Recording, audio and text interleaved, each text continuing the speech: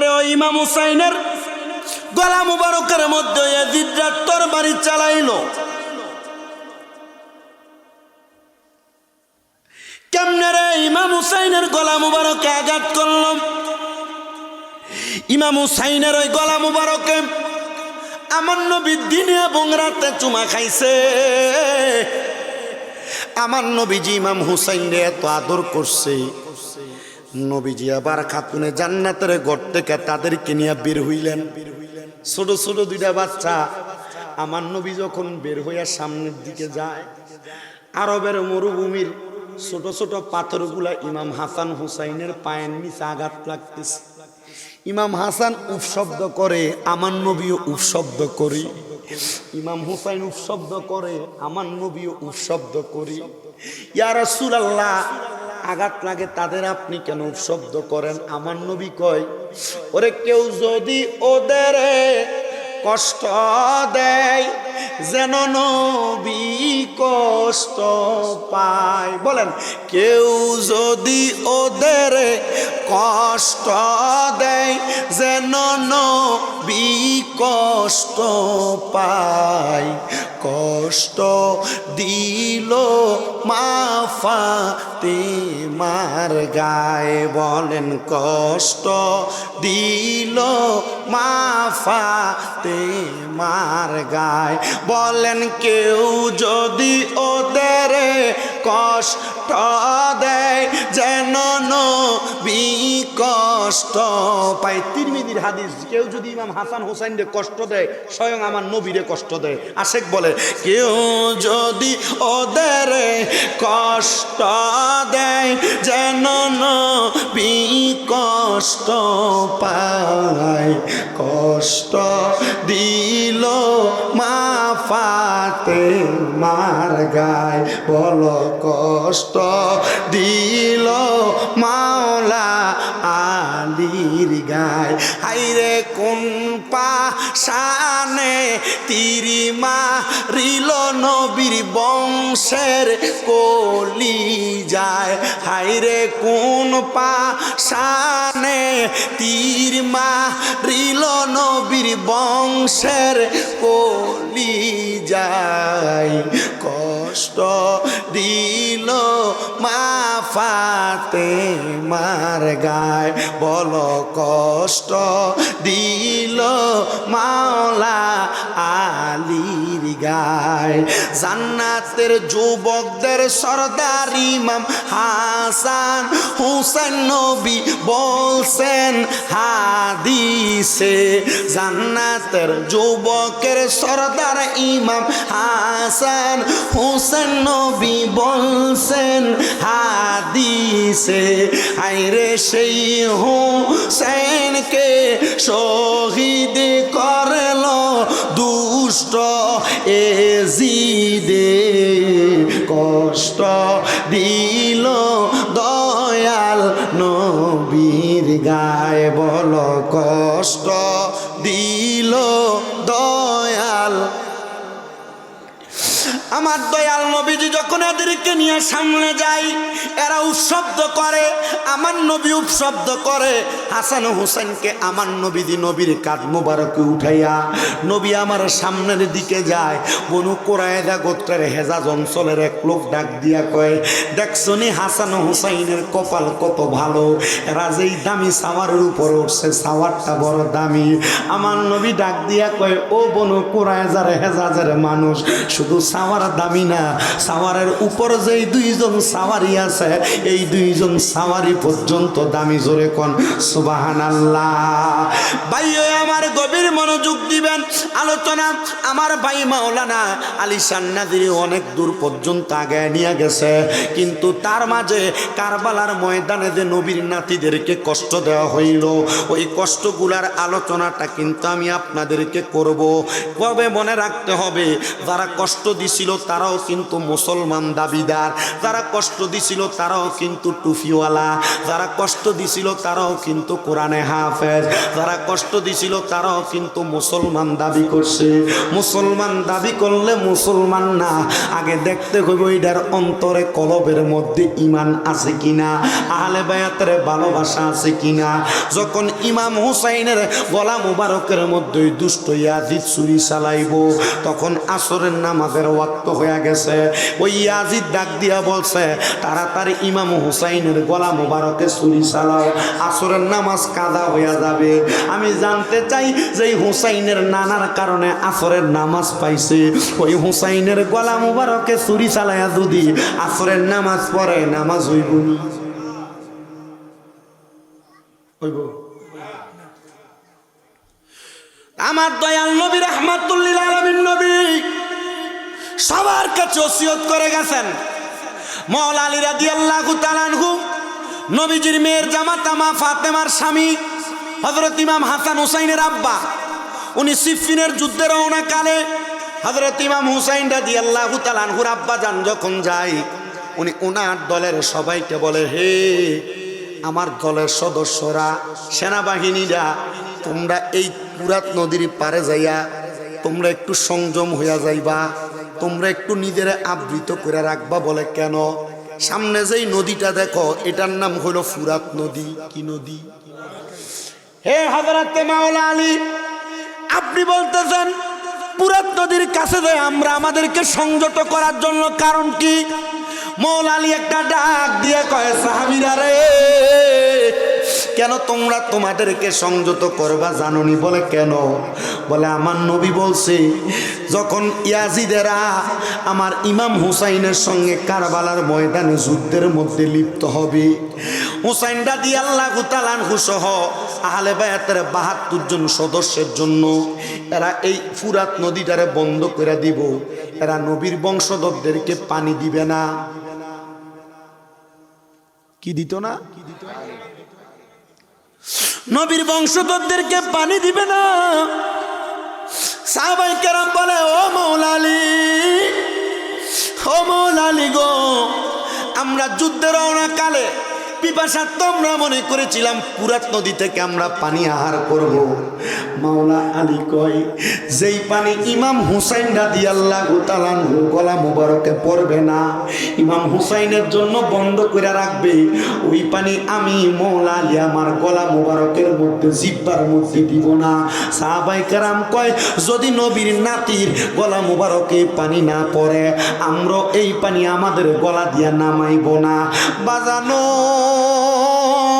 ইমাম হুসাইন রাদিয়াল্লাহু তাআলা আনহু এখনো পর্যন্ত কারবালার ময়দানে যায় নাই।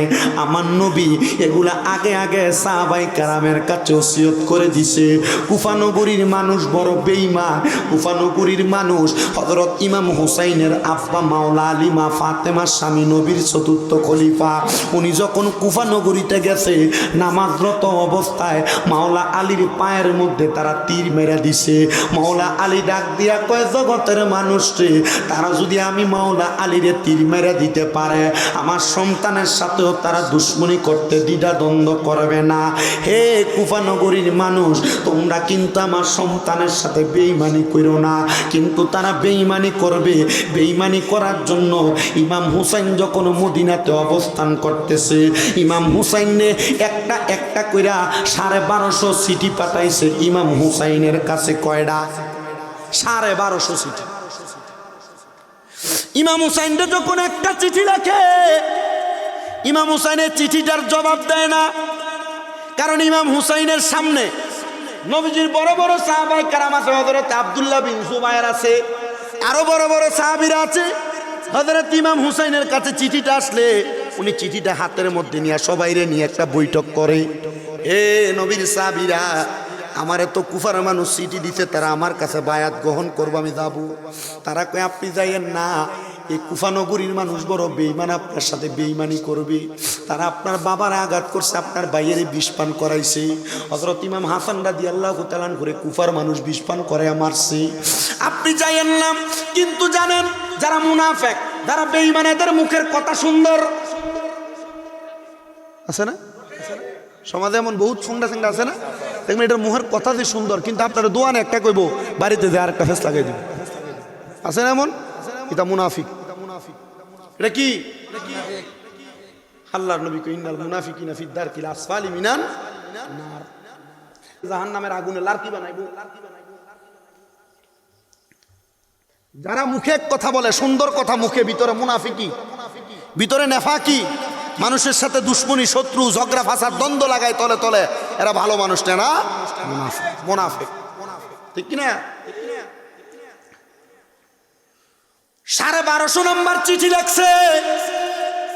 ওই চিঠির মধ্যে ওই কুফা নগরীর বেঈমানেরা, ইয়াজিদের দলেরা লেখছে, ইমাম হুসাইন আপনি যদি কারবালার ময়দানে না আসেন, কুফা নগরীতে না আসেন, আমাদেরকে যদি বায়াত না করান, তাহলে আমরা কাল ময়দানে মাশরে আপনার নানার কাছে আপনারে আসামি বানিয়ে দিমু।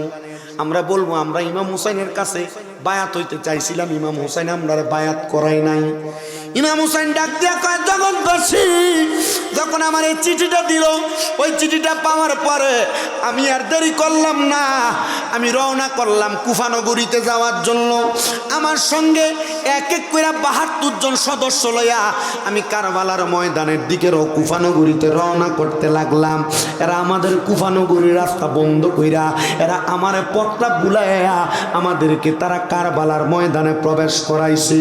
কারবালার ময়দানে নিয়ে এই কালগড়া গ্রাম থেকে বাইর হওয়ার যতগুলা রাস্তা আছে সবগুলা রাস্তা বন্ধ করে দিছে।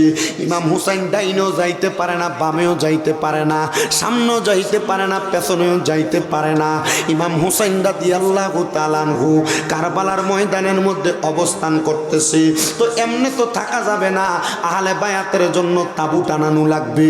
ইমাম হুসাইনের বড় ছেলের নাম হলো হযরত ইমাম জয়নুল আবিদিন, আহলে বায়াতের সদস্য। হযরত জয়নুল আবিদিন রে লইয়া ইমাম হুসাইন রাদিয়াল্লাহু তাআলা আনহু উনি সুন্দর কইরা তরবারিটা হাতে নিয়া উনি গেলেন খেজুর গাছ কাটার জন্য। খেজুর গাছের বাইলের মধ্যে যখন কোপ লাগাইছে, দেখতেছে খেজুর গাছের বাইল থেকে রক্ত বাহির হইতেছে। জয়নুল আবিদিন একটা ডাক দিয়া কয়, এই আমার আব্বা জান, এই গাছের মধ্য থেকে কেন রক্ত বাহির হয়? কোনদিন তো খেজুর গাছের মধ্য থেকে বাইল কাটলে একটু কষ বাহির হইতে আমি দেখি নাই, আজকে কেন রক্ত বাহির হয়?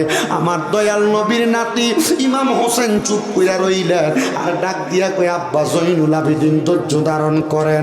তখন ইমাম জয়নুল আবিদিনের একটু জ্বর জ্বর ভাব ছিল, বিছানা থেকে উঠতেও পারতেছিলেন না, অসুস্থ অবস্থায় ছিলেন।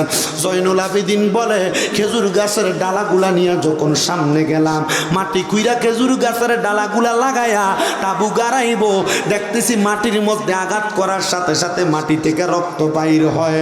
হায় রে হায়, আমি জিজ্ঞাসা করলাম, আব্বা ইমাম হুসাইন এই রক্ত কেন মাটি থেকে বাইর হয়? আমার আব্বা ডাক দিয়া কই, এ জয়নুল আবিদিন, এই জায়গার অন্য কোনো জায়গা না, এই জায়গার নাম হলো তফা, এই জায়গার নাম হলো কারবালা, যেই জায়গার কথা আমার নানা মুহাম্মাদুর রাসূলুল্লাহর আগে বইলা দিয়া গেছে।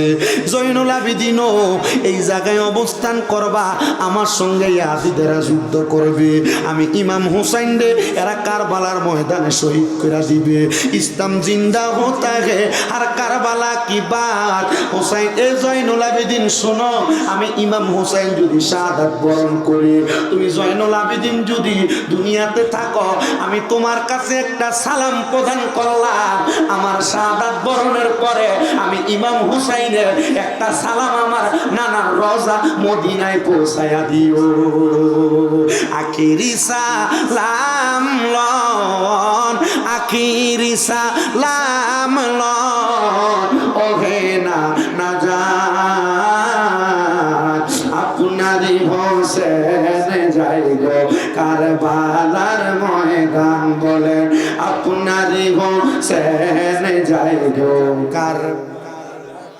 এত আস্তে বলতেছেন, একটু জবান খুলে বলেন না।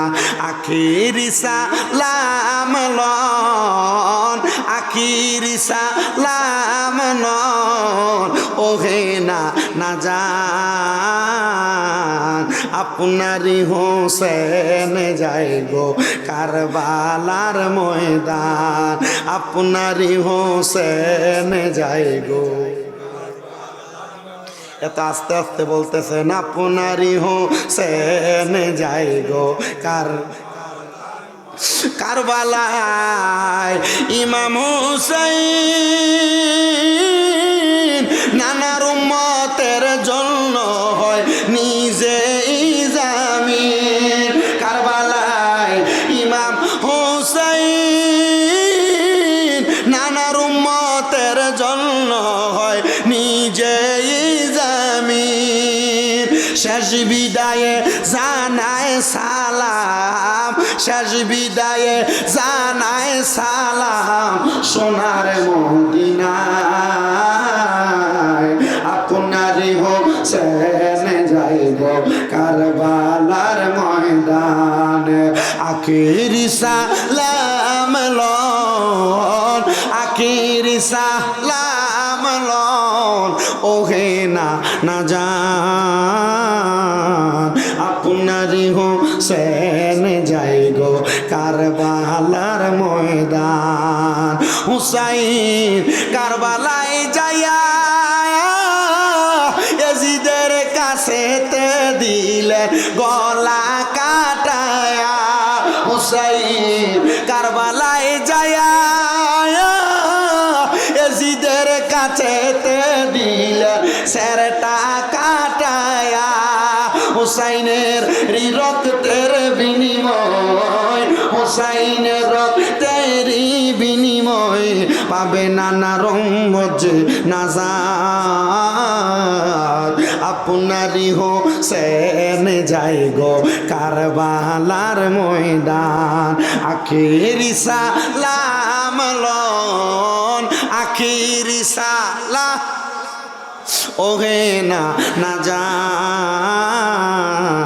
আপনারই হোসেন যাই গো কারবালার ময়দান আমার প্রিয় মুসলমানেরা শোনেন অন্তরের কানটা লাগায়া হযরত ইমাম হুসাইন রাদিয়াল্লাহু তাআলা আনহু এই কথা বইলা ওনার তাঁবুর মধ্যে অবস্থান করতেছে কিন্তু হুসাইনের তাঁবুর মধ্যে কোনো পানি নাই হুসাইন রাদিয়াল্লাহু তাআলা আনহুর দুইজন সন্তান একজন সন্তানের নাম হযরত আলী আকবর একজন সন্তানের নাম হযরত আলী আসগর আলী আসগর 6 মাসের দুধের শিশু কোনো পানি নাই ছোট বাচ্চাটারে হযরতে সাহারা বানু ইমাম হুসাইনের স্ত্রী কুলের মধ্যে লইয়া আইসা ডাক দিয়া কয় স্বামী ইমাম হুসাইন ইয়াজিদের দলের সাথে আপনার নানার এবং আপনার দুশমনি থাকতে পারে এরা আপনাদেরকে চেয়ার দিবার লোভে এরা আপনাদের জন্য পানি বন্ধ করে রাখছে হুসাইন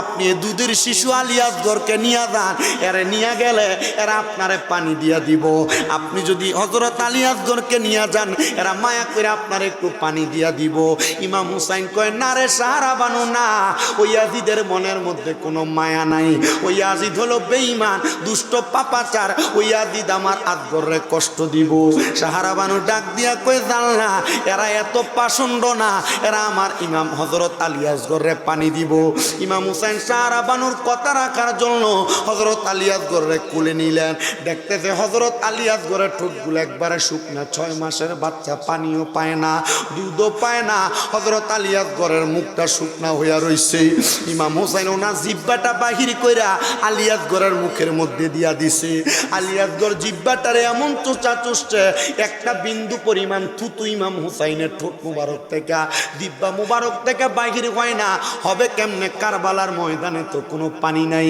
কারবালার ময়দানের পানি ওই দুষ্ট ইবনে জিয়াদের লোকেরা বন্ধ করে দিয়া রাখছে যখন বন্ধ করে দিয়ে রাখছে রে মুসলমান হযরত ইমাম হুসাইন ছোট বাচ্চাটারে নিয়ে পুরাত নদীর পারে গেছে পুরাত নদীর পারে দেয়া ডাক দিয়া কই ও উবাইদুল্লাহ ইবনে জিয়াদ ও আব্দুল ইবনে জিয়াদ ও ইয়াজিদ ও আমার সন্তানটারে একটু পানি পান করাইবানি তারা ডাক দিয়া কই হুসাইন সামনে আগমন করেন পানি দেওয়া হবে যখন ইমাম হুসাইন হযরত আলী আসগরকে কুলের মধ্যে নিয়ে সামনে গেছে ইমাম আলী আসগরের বুক বরাবর তীরটা মাইরা ইমাম আলী আসগরের দুনিয়া থেকে জান্নাতের রাস্তা দেখিয়ে দিছে ইমাম হুসাইন কান্দে আর ডাক দিয়া কয় জগতের মানুষ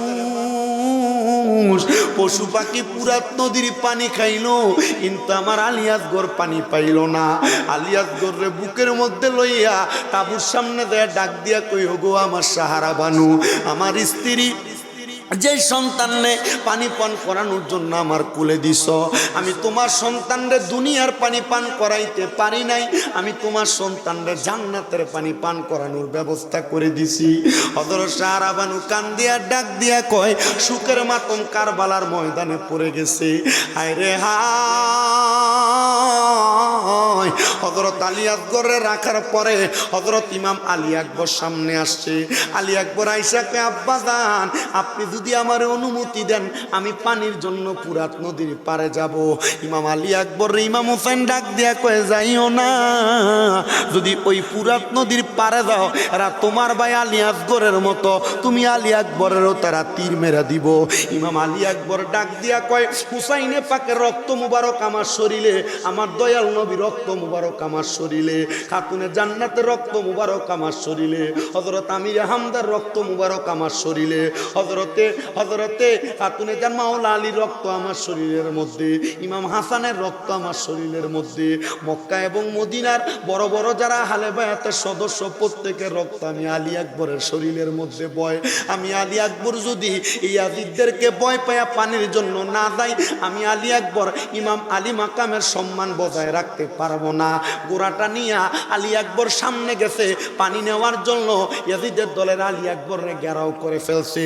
ইমাম আলী আকবর নিজে বর্ণনা করে, শামে কারবালা এবং আস-সাওয়ারিকুল মুফরিকা, হাদায়েকে কারবালা 3টা কিতাবের মধ্যে উল্লেখ করতেছে। আল বিদায়া ওয়ান নিহায়া ইসলামিক ফাউন্ডেশন কর্তৃক 56 খণ্ডের কিতাবে ঘটনাটা উল্লেখ করতেছে। ইমাম হুসাইন রাদিয়াল্লাহু তাআলা আনহুর সন্তান আলী আকবর একসাথে তরবারি দিয়া 90 জনরে কতল করে ফেলছে। 90 জনরে কতল করার পরে আলী আকবরের পানির পিপাসা একটা ফোঁটা পানিও পায় না। দৌড়িয়া গোড়াটার পিঠে চইরা বাবা ইমাম হুসাইনের সামনে যে দাঁড়াইছে, যে ডাক দিয়া কয়, আব্বা জান, ও আব্বা, পানির জন্য গেছি, এরা আমারে ঘেরাও করে রাখছে, এরা আমারে পানি দেয় নাই, আমি আমার তরবারি দিয়ে একটানা 90 জনরে কতল করে ফেলছি। আব্বা জান, একটা ফোঁটা পানির ব্যবস্থা নিয়ে আমি আলী আকবরে কইরা দিতে পারেন? আমি আলী আকবর যদি একটা ফোঁটা পানি পান করতে পারি, আল্লাহর কসম আমি আলী আকবরের সামনে ওই ইয়াজিদের সবগুলা যদি আসে আমার তরবারি থেকে তারা বাঁচতে পারবে না। ইমাম হোসেন কয়, আলী আকবর, একটা ফোঁটা পানি যদি তোমারে দিতে পারতাম, তোমার ভাই আলী আকবর দুনিয়া থেকে বিদায় হইতো না, তুমি যুদ্ধে যাওয়া লাগতো না। আলী আকবর, দুনিয়ার পানি পান করা লাগবে না রে, যা যা যুদ্ধের ময়দানে যা, ইয়াজিদের সঙ্গে যুদ্ধ কইরা যদি তুমি দুনিয়া থেকে বিদায় হইয়া যাও, আমি হযরত ইমাম হুসাইন বললাম, আমার নানা মুহাম্মাদুর রাসূলুল্লাহ, তুমি আলী আকবরের জন্য হাউজে কাউসারের পানি লইয়া দাঁড়াইয়া রইছো। সুবহানাল্লাহ। বাজানো হযরত আলী আকবর আর দেরি করলেন না, আবার গোড়ার পিঠে উইটা দৌড়াইতে দৌড়াইতে সামনে গেছে। হযরত আলী আকবর বলে, সামনের দিকে যাইয়া আমি ওই জায়গার মধ্যে যুদ্ধ করা শুরু করে দিলাম। যুদ্ধ করতে করতে করতে করতে রে, আমি আলী আকবরের তরবারি থেকে কেউ বাঁচতে পারলো না, কিন্তু সিমন নামক একটা লোক পিছন থেকে আলী আকবরের পিঠের মধ্যে একটা তীর মেরা দিছে। আলী আকবর ডাক দিয়া কয়, জগতের মানুষ রে, এ জগতের মানুষ, আমি যখন যুদ্ধ করি এরা আমার নিঃশ্বাসটা বন্ধ কইরা দিছে। হযরত আলী আকবরের কতল কইরা আলী আকবরের লাশ মুবারকটারে, আলী আকবরের দেহ মুবারকটারে গোড়ার পিঠে উঠাইয়া তরবারি দিয়া বাইন্দা, ওই তরবারি দিয়া আটকায়া আলী আকবরের দেহটারে পাঠাইয়া দিছে হুসাইনে পাকের তাবুতে। সাহারা বানু কান্দে আর ডাক দিয়া কয়, কে মারল রে এমন কষ্টের কাজ, কে করলো রে? আরে কারবালার ময়দানে এমন মাতম জারি কে শোনায়া দিল রে? এত কষ্টের ঘটনা কারবালার ময়দানে চলতেছে। আর আশেক বলে, আমার ভাই হোসেন রে শহীদ করল কোন পাশানে, আমার ভাই হোসেন রে শহীদ করল কোন পাশানে, লুটিয়া মাতম করুন বিবি জয়নবে। হায়রে আমার ভাই হোসেন রে শহীদ করল কোন পাশানে, আমার ভাই হোসেন রে শহীদ করল কোন পাশানে, লুটিয়া মাতম করে বিবি জয়নবে, লুটিয়া মাতম করে বিবি জয়নবে। পুরা কারবালার ময়দানের মধ্যে কান্নার রুনাদারি পড়ে গেছে। আলী আসগর নাই, আলী আকবর নাই। পশু পাখি পানি পান করে কিন্তু নবীর পরিবারে পানি দেয় না। হায় রে হায়, ওই আদিদেরা কার জন্য পানি রাখছি? নবীর পরিবার যদি পানি না পায় কারে পানি পান করাইবো? ওই আহলে বায়াতের সদস্যের মধ্যে একজন বুজুর্গ মানুষ ছিলেন, যার নাম ছিল হযরতে আব্বাস কলমদার রাদিয়াল্লাহু আনহু। মারহাবা কর। বংশের ভিতরে সব যদি বাদ হয়, একটা মানুষ হইলো ভালো থাকে, থাকে না? এই ভালো মানুষটার এলাকার সবাই সম্মান করে, করে না? তো হযরতে আব্বাস কলমদার রাদিয়াল্লাহু তাআলা আনহু সবাই মহব্বত করে। আব্বাস কলমদার ডাক দিয়ে কয়, ইমাম হুসাইন সবাই তো গেল পানির জন্য, কাউরে পানি দেয় নাই, আমার একবার অনুমতি দিবেননি? আমারে যদি অনুমতি দেন আমি একটাবার চেষ্টা করতাম। ইমাম হুসাইন ডাক দিয়ে কয়, আব্বাস কলমদার সবাই গেল, আপনি যাবেন না? এটা তো হয় না। যদি অনুমতি না দেয় আপনার মনে কষ্ট থাকবে। আব্বাস কলমদার যান, আপনার অনুমতি দিলাম। হযরত আব্বাস কলমদার একটা ঘোড়া নিলেন, ঘোড়ার উপরে চললেন, একটা মশক নিলেন। মশক তো বোঝেন, আগের দিনে ফানি রাখতো চামড়া সেলাই করে, এই মশক লয়ে গেছে। মশকটা কাদের মধ্যে ঝুলাইয়াম। হযরত আব্বাস কলমদার আশিক রাসূল আহলে বায়াতের পাগল, উনি কাদের মধ্যে মশকটা নিয়ে ঘোড়ার পিঠে করে সামনে গেছে। সামনে যায়া এদিদের দলের সামনে পুরাত নদীর সামনে যায়া সামনে একবারে পুরাত নদীতে নামছেন। কুশ কইরা আব্বাস কলমদার মুখের মধ্যে একটু পানি দিবি। আব্বাস কলমদার কয়, পানিটা মুখের কাছে নেওয়ার সময় আমার মনে পড়ে গেছে নবীর নাতি ইমাম হুসাইন এখনো পানি পান করে নাই। ইমাম হুসাইনের স্ত্রী হযরত সাহারা বানু পানি পান করে নাই। হযরতে জয়নব পানি পান করে নাই। ইমাম কাসেমের স্ত্রী হযরত ইমাম হুসাইনের কন্যা হযরত সকিনা পানি পান করে নাই। হযরত উম্মে সালমা পানি পান করে নাই। নবীর বংশধররে পানি না খাওয়াইয়া আমি আব্বাস কলমদার এই পানি আমার মুখে লাগাইতাম না। এটা নবী পরিবারের উপর প্রেম, নবী পরিবারের উপর একটা ভালোবাসা। আপনারা কি বুঝতেছেন? মুহররমের মাহফিল, মুহররমের মাহফিলটার ধারাবাহিকতা হইল মুহররমের পুরা ঘটনাটা আপনাদেরকে একটু জানায় দেয়। জানানোর মাধ্যমে অন্তরে নবীর পরিবারের উপর ভালোবাসার বহির প্রকাশ করে, ঠিক না? এটা যদি ভুইলা যান তাহলে আহলে বায়াত কি এটাও ভুইলা যাবে। আর আমার নবীকে আহলে বায়াত হলো নাজাতের তরি। এই জেলাটার নাম হলো ব্রাহ্মণবাড়িয়া জেলা। ব্রাহ্মণবাড়িয়ার জেলার একটা পরিচিত নদীর নাম হলো তিতাস নদী। তিতাস নদী ফাড়ি দিতে নৌকা লাগেনি। আল্লাহ নবী কয়ে আহলে বায়াত নদী ফাড়ি দিতে যেমন নৌকা লাগে, আহলে বায়াত ফুলসেরাত ফাড়ি দেওয়ার তরি। আহলে বায়াতরে ভালোবাসবা তো ফুলসেরাত পাড়ি দিতে পারবা। আহলে বায়াতরে ভালোবাসবা না, তুমি নাজাত পাইবা। হযরতে আব্বাস কলমদার বলেন, আমি পানি পানি আমার মুখের সামনে নিলাম, আমার মনে হয়ে গেল নবীর পরিবার পানি পান করে নাই।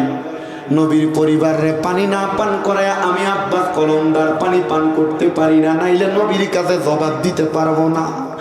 হযরতে আব্বাস কলমদার সাথে সাথে মশকটা লয়া পানি বরছেন। মশকে পানি যখন ঢুকাইতেছে এদিকের দলেরা ডাক দিয়া কয়, আব্বাস কলমদার, আব্বাস কলমদার ও আপনারে আমরা বড় সম্মান করি, বড় ইজ্জত করি, তবে আপনি এখান থেকে যা ইচ্ছা তা পানি পান করেন, তবে আপনি কারোর জন্য পানি নিতে আপনারা আমরা দিব না। আব্বাস কলমদার কয়, আমারে তোমরা পানি পান করতে দিবা, নবীর নাতিরে তো পানি পান করতে দেও নাই, ইমাম হাসান হুসাইন রে তো পানি পান করতে দেও নাই, আলী আকবর আর আলী আকবর রে তো পানি পান করতে দেও নাই, তো তাইলে তুমি আমারে কেন দিবা? বলে আপনারে আমরা ভালোবাসি। কয় না না না, আমি আলী হযরতে আব্বাস কলমদার ততক্ষণ পানি পান করব না যতক্ষণ নবীর পরিবারে পানি না দিব। এই কথা বইলা মশকটা কাঁধে নিয়া আব্বাস কলমদার সামনের দিকে যাইতেছে। আর দুষ্ট পাপাচার ইয়াদি দাইসা আব্বাস কলমদারের ডান হাতের যেই কাঁধের মধ্যে মশকটা ঝুলানো ছিল হাতটা একটা কোপ দিয়া আলাদা করে ফেলছে। হযরত আব্বাস কলমদার ওই সাথে সাথে ওনার ওই হাতের মধ্য থেকে সুন্দর কইরা মশকটা উনি ওনার বাম হাতে নিয়ে নিছে। বাম হাতের মধ্যে যখন কোপ দিতেছে আব্বাস কলমদার মুখের মধ্যে কামড় দিয়া মশকটা ধরছে। ওনার ডান হাত আর বাম হাত কোনোটাই দুনিয়াতে নাই, কোনোটাই আলাদা করে ফেলছে। আব্বাস কলমদার এইভাবে কারবালার ফুরাত নদীর পার থেকে হযরত ইমাম হুসাইনের তাবুতে পালায়া দিছে, ফাটায়া দিছে। আব্বাস কলমদার ডাক দিয়া কয়, ইমাম হুসাইন গো, পানি নিয়ে আসতে পারি নাই, আমার দুইটা হাত আমি আপনার জন্য কোরবান করে দিছি। ইমাম হুসাইন বর্ণনা করে রক্ত যাইতে যাইতে চেহারাটা নীল হইয়া আব্বাস কলমদার দুনিয়া থেকে জান্নাতের যাত্রী হইয়া গেছি। বাজানো আমার পর্দার অন্তরালের মা বোনেরা, এই কালগড়া পূর্বপাড়া জামে মসজিদ প্রাঙ্গণে জান্নাতের বাগান মাহফিল যারা সাজাইছেন, আপনারা মনে রাখবেন ইমাম হুসাইন শুধু কারবালায় শহীদ হয় নাই, কারবালায় ইমাম হুসাইনের আগে আরো 71 জন সদস্য শহীদ হয়েছে। আমি ধারাবাহিকভাবে কয়েকজনের কথা বলে আমার ওয়াজের ইতি টানবো, কষ্ট হবে, কষ্ট হবে আপনাদের। একটু মুহাব্বতে আমার সাথে দুরূদ শরীফ পড়েন। আল্লাহুম্মা সাল্লি আলা সাইয়্যিদিনা মুহাম্মদ নাবিয়ানা শাফিয়ানা মাওলানা মুহাম্মদ আল্লাহুম্মা সাল্লি মুহাম্মদ নাবিয়ানা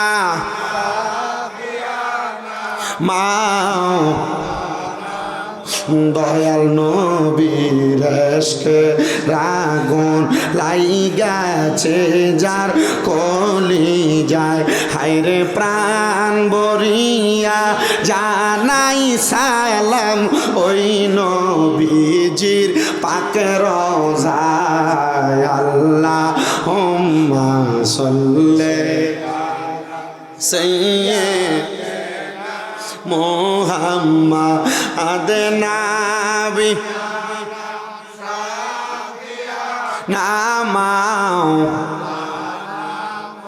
ভাই আমার গভীর মনোযোগ দেন। কারবালার মাহফিলে তো লাখ টাকা হাজার টাকা খরচ করে করেন, কিন্তু লাভটা কি হবে? কারবালার ময়দানে একটা বিবাহ হয়েছিল। কি হয়েছে? যে বিবাহের কোনো ওয়ালিমা হয় নাই, কোনো খাওয়া দাওয়া হয় নাই।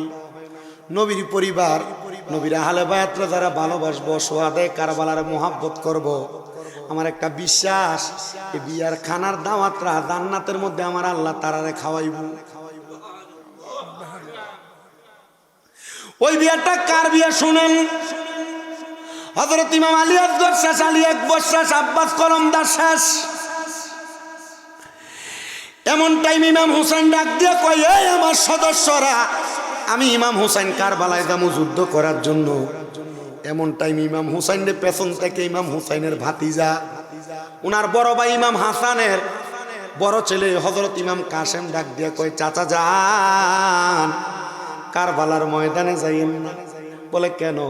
বলে কারবালার ময়দানে যে যাবেন, কারবালার ময়দানে আপনি যে শহীদ হয়ে গেলে, আপনার নানা মুহাম্মাদুর রাসূলুল্লাহ যদি আমার ময়দানে মাশরে প্রশ্ন করে, এ ইমাম কাসেম, তুমি জীবিত থাকতে আমার নাতি ইমাম হুসাইন কেন আগে যুদ্ধ কইরা শাহাদাত বরণ করলো? আমি আপনার নানার কাছে কোনো জবাব দিতে পারবো না। চাচা জান, আমার অনুমতি দেন, আমি যুদ্ধ করব। এটা নবী পরিবারের প্রতি প্রেম, নবী পরিবারের প্রতি ভালোবাসা, চাচার প্রতি ভাতিজার মোহাব্বত। হযরত ইমাম কাসেম এই কথা বলতে দেরি ইমাম হুসাইন ডাক দিয়া কয়, হে ভাতিজা ইমাম কাসেম, যাও যাও যাও, অনুমতি প্রদান করলাম, অনুমতি প্রদান করলাম। তুমি কারবালায় যে যুদ্ধ করবা, তবে জানো তোমার আব্বা ইমাম হাসান আমার ইন্তেকাল করার আগে, শাহাদাত বরণ করার আগে, আমি ইমাম হুসাইনের কাছে একটা ওসিয়ত করে গেছি। ও আমার পানের চাচা গো, কি ওসিয়ত করছে আছে আপনার কাছে। বলে ওসিয়ত করছে কি জানো? ওসিয়ত করছে আমার ভাই হযরত ইমাম হাসান বলছে, আমার ইমাম কাসেম যখন কারবালায় যুদ্ধ করতে যাবে, যুদ্ধের আগে একটা ওসিয়তনামা লিখে দিয়ে গেলাম, এই ওসিয়তনামাটা খুইলা আমার ওসিয়তটা পূরণ করবেন।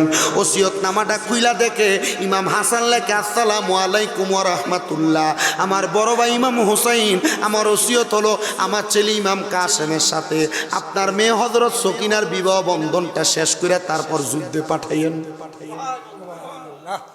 কারবালাতে শুধু রুনাদারি আর কান্না, কিন্তু কারবালার ময়দানে বিবাহ হওয়াই লাগবে, ওসিয়ত পূরণ করবে। ওসিয়ত পূরণ করা সন্তানের মা বাবার পক্ষ থেকে, বাপ মা কোনো ওসিয়ত করে গেছে এটা পালন করা সন্তানের জন্য ওয়াজিব। সন্তান ওসিয়ত করে গেছে তার সম্পদ থেকে পালন করা ওয়াজিব, কিন্তু বর্তমানে ওসিয়ত পূরণ করবে দূরের কথা করে না। আমি আজকেও দেখলাম বাংলাদেশের কোন জায়গার ভিতরে জানি বাবা ইন্তেকাল করার সময় ছোট মেয়ের নামে সব সম্পদ লিখে দিয়ে গেছে, কারণ ছোট মেয়েটা তারে দেখাশোনা করছে। বড় মেয়ে এবং বড় ছেলে সম্পদ লেখা না দেওয়া যাওয়ার কারণে একজন আইসা বাড়ি ভাঙচুর করছে, আরেকজন কয় লাশ মাটি দিতাম না। ওরে সন্তানের দলেরা, বাপ মা জীবিত থাকা অবস্থায় বাপ মারে বাদ দিতা না, বাপ মারে খাওয়াইতা না, বাপ মারে ফদাফদি করবা, বাপ মার লগে বাজে আচরণ করবা। আবার বাপ মা জায়গা সম্পত্তি যে দেখাশোনা করবো তারে লেখা দিলে তুমি ঝগড়া করবা। তুমি কুলাঙ্গার যে সন্তানেরা বাপ মা জীবিত থাকা অবস্থায় সম্পদের মায়া কইরা বাপ মারে খাওয়ান খোরাক দেয় না, বাপ মারে কষ্ট দেয়, বাপ মার মুখের খানা কেড়ে দেয়, বাপ মারে বৃদ্ধাশ্রমে দিয়া দেয়, এই সন্তান আসলে সন্তান না, এই সন্তান নাফরমান। খোদার কসম ওই সন্তান জাহান্নামী ধরে বলেন ঠিক কিনা? আমি আমার এই নবীনগরের কালগড়া এলাকার প্রত্যেকটা যুবক, প্রত্যেকটা মুরব্বী, প্রত্যেকটা মা বোনের কাছে বলবো, তোমাদের যাদের মা বাবা বেঁচে আছে, তোমরা কোনোদিন তোমাদের মা বাপরে ভাত আলাদা করবা না, তোমরা কোনোদিন মা বাবার খাওয়ান খোরাক আলাদা করবা না। তোমাদের কাছে আমার আবদার, তোমরা কোনোদিন তোমাদের মা বাবারে কষ্ট দিবা না, তোমাদের মা বাবারে আঘাত করবা না। বলে কেন? কারণ কি? কারণ একটা, তুমি যদি এমন কর্মকাণ্ড করো তুমি নাফরমান হয়ে যাইবা, আম্মা আব্বা কোনো ওসিয়ত করে গেলে ওসিয়ত গুলা তোমরা পালন করবা। এই নবীনগরের কালগড়ার মানুষ শোনো রে, অন্তরের কাল লাগে শোনো, ইমাম কাসেমের জন্য ইমাম হাসান ইমাম হুসাইনের কাছে যে ওসিয়তনামা লিখে গেছে, ওই ওসিয়তনামাটা পরে শুনে দিচ্ছে, এই ইমাম কাসেম তোমার আব্বা ওসিয়তনামা লিখে গিয়েছে, ওসিয়তনামার মধ্যে উল্লেখ করেছে আমি যেন আমার কন্যা হযরত সকিনারে তোমার সঙ্গে বিবাহ দেই, তুমি কি রাজি আছো? বলে আমার আব্বার ওসিয়ত পালন করার জন্য আমি রাজি আছি, আপনি করায়া দেন। কারবালার ময়দানে বিবাহ করায়া ইমাম কাসেম যুদ্ধে রওনা করবে। যুদ্ধে রওনা করার আগে সকিনার বয়স মাত্র তখন একবারে কম, যে ডাক দিয়া কই, ও সকিনা, আমি তোমারে বিবাহ করছি, কথা সত্য, তোমার হক আমি আদায় করতে পারবো না, স্বামী হিসাবে আমি তোমার কাছ থেকে বিদায় চাই, তুমি আমার হক ক্ষমা করবা। হযরত সকিনা কয় ক্ষমা করব না। ও স্বামী ইমাম কাসেম শুনেন গো, আমি আপনার হকটা আমার কাছে জমা রাখলাম, আপনার কাছে আমার হক হইল আপনি যদি কারবালার যুদ্ধ করতে দেয় শহীদ হইয়া যান, আমি সকিনারে শহীদের বউ বইলা পরিচয় দিবেন নি? ধরে এখন সুবহানাল্লাহ। আর বর্তমানের মহিলারা বিবাহ করবে 5 লাখ 7 লাখ 10 লাখ মোহরানা অধিকার, এটা পালন করই লাগবে। বিয়ে হয়েছে পারছো না, ঠিক আছে, বিদেশ থেকে প্রতি বছর 1 ভরি করে স্বর্ণ ফাটাই দিও। বিয়ার মোহরানা সর্বনিম্ন কয় লাখ? আপনাদের দিকে কত করে দাও? 5 লাখ না, 5-6 লাখ। এখন 5 লাখ টাকা দে বিয়ার মোহরানা করলেন, এ ফুলা মাসে ইনকাম করে 10-12 হাজার টাকা, এ মোহরানা দিতে পারবো? এ বিয়ার রাতকে বউর কাছে মাফ, যা আমার তো মোহরানা দেওয়ার মতো সামর্থ্য নাই, তুমি আমার মাফ করে দেও, একটা 3 পিস দিয়ে একটা আংটি দিয়ে মাফ লো। কথা কন না, এটা কি মাফ লওয়া জিনিস না, হক আদায় করার জিনিস। আপনি মোহরানারে সহজ করে দেন, কমাইয়া দেন, এটা করে না। এই মোহরানার হক সন্তানের আদায় করতে পারবে না বিদায় যে ফুলা বিয়া করলো হইলে 20 বছর বয়সে এটারে বিয়া করায় 30 বছর বয়স। হ্যাঁ বিদেশ যাইয়া 10 বছর মুনি দিয়া দেশে আনের পরে এরপরে আরে বিয়া করে। কথা কয় না। বাপের যদি দিকে কেউ বিয়ে করে না কি লেগা কাম কাজ করে না, বিয়ে করে কি করবো? তে নিজের ফায়দা রয়েছে না, এবার ফায়দা রয়েছে। সন্তানের বয়স 19 বছর, 17 বছর থেকে শুরু করে 20 বছর, 22 বছর, 25 বছর আপনার সন্তান বিবাহের বয়স হয়েছে, আপনি বুঝতেছেন। মুরগি ডিম পাড়ার সময় হলে মুরগি যেমন উমরা কাটে, একটা সন্তানের বিবাহের বয়স হলে ওই সন্তানের নড়াচড়া দেখলে বোঝা যায় সন্তান বিবাহ করবে। আর আপনি মা বাবা তার বিয়ে করান না যে তার নিজের পায়ে দাঁড়ায় নাই। আল্লাহর কসম করে বলি, সন্তান প্রাপ্ত বয়স্ক বিয়ে করার বয়স হয়েছে বোঝা যাচ্ছে। এর যদি বিয়ের বয়স না হয় একই ফ্যাম করতে ঘুরে কথা কেনা। আপনার মনে কথা বুঝতেছেন না? এনাইলে লগের বাড়ির মাইয়া ফানির লগের ফিসকারি মারে, তার মানে আর বিয়ের বয়স হয়েছে। বিয়ের বয়স হয়েছে। যদি কোনো মা বাবার সন্তান বিবাহের বয়স হয়েছে বোঝা যায়, কিন্তু ওই সন্তানকে মা বাবা বিয়ে করায় নাই, বউ খাওয়াইতে পারবে না এই চিন্তা কইরা, আর ওই সন্তান যদি কোনো মহিলার সাথে কোনো মেয়ের সাথে জেনা বেবিচার প্রেমের সম্পর্কে লিপ্ত হয়, প্রেমের সম্পর্কে লিপ্ত হইয়া যা গুনাহ করব, মা বাপ বিয়ে না করানোর কারণে সব গুনার ভাগীদার হইব।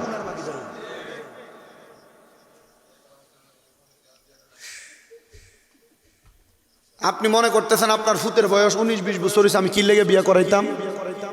তাহলে কি আসলে কি বিয়ে করাই দেওয়া জরুরি না বেজরুরি?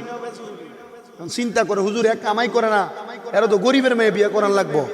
আরে বাবা, আপনি বিবাহ করানোর পর গরিবের মেয়ে যে আনবেন, আপনি তার রিজিক নির্ধারণ করা লাগবে না।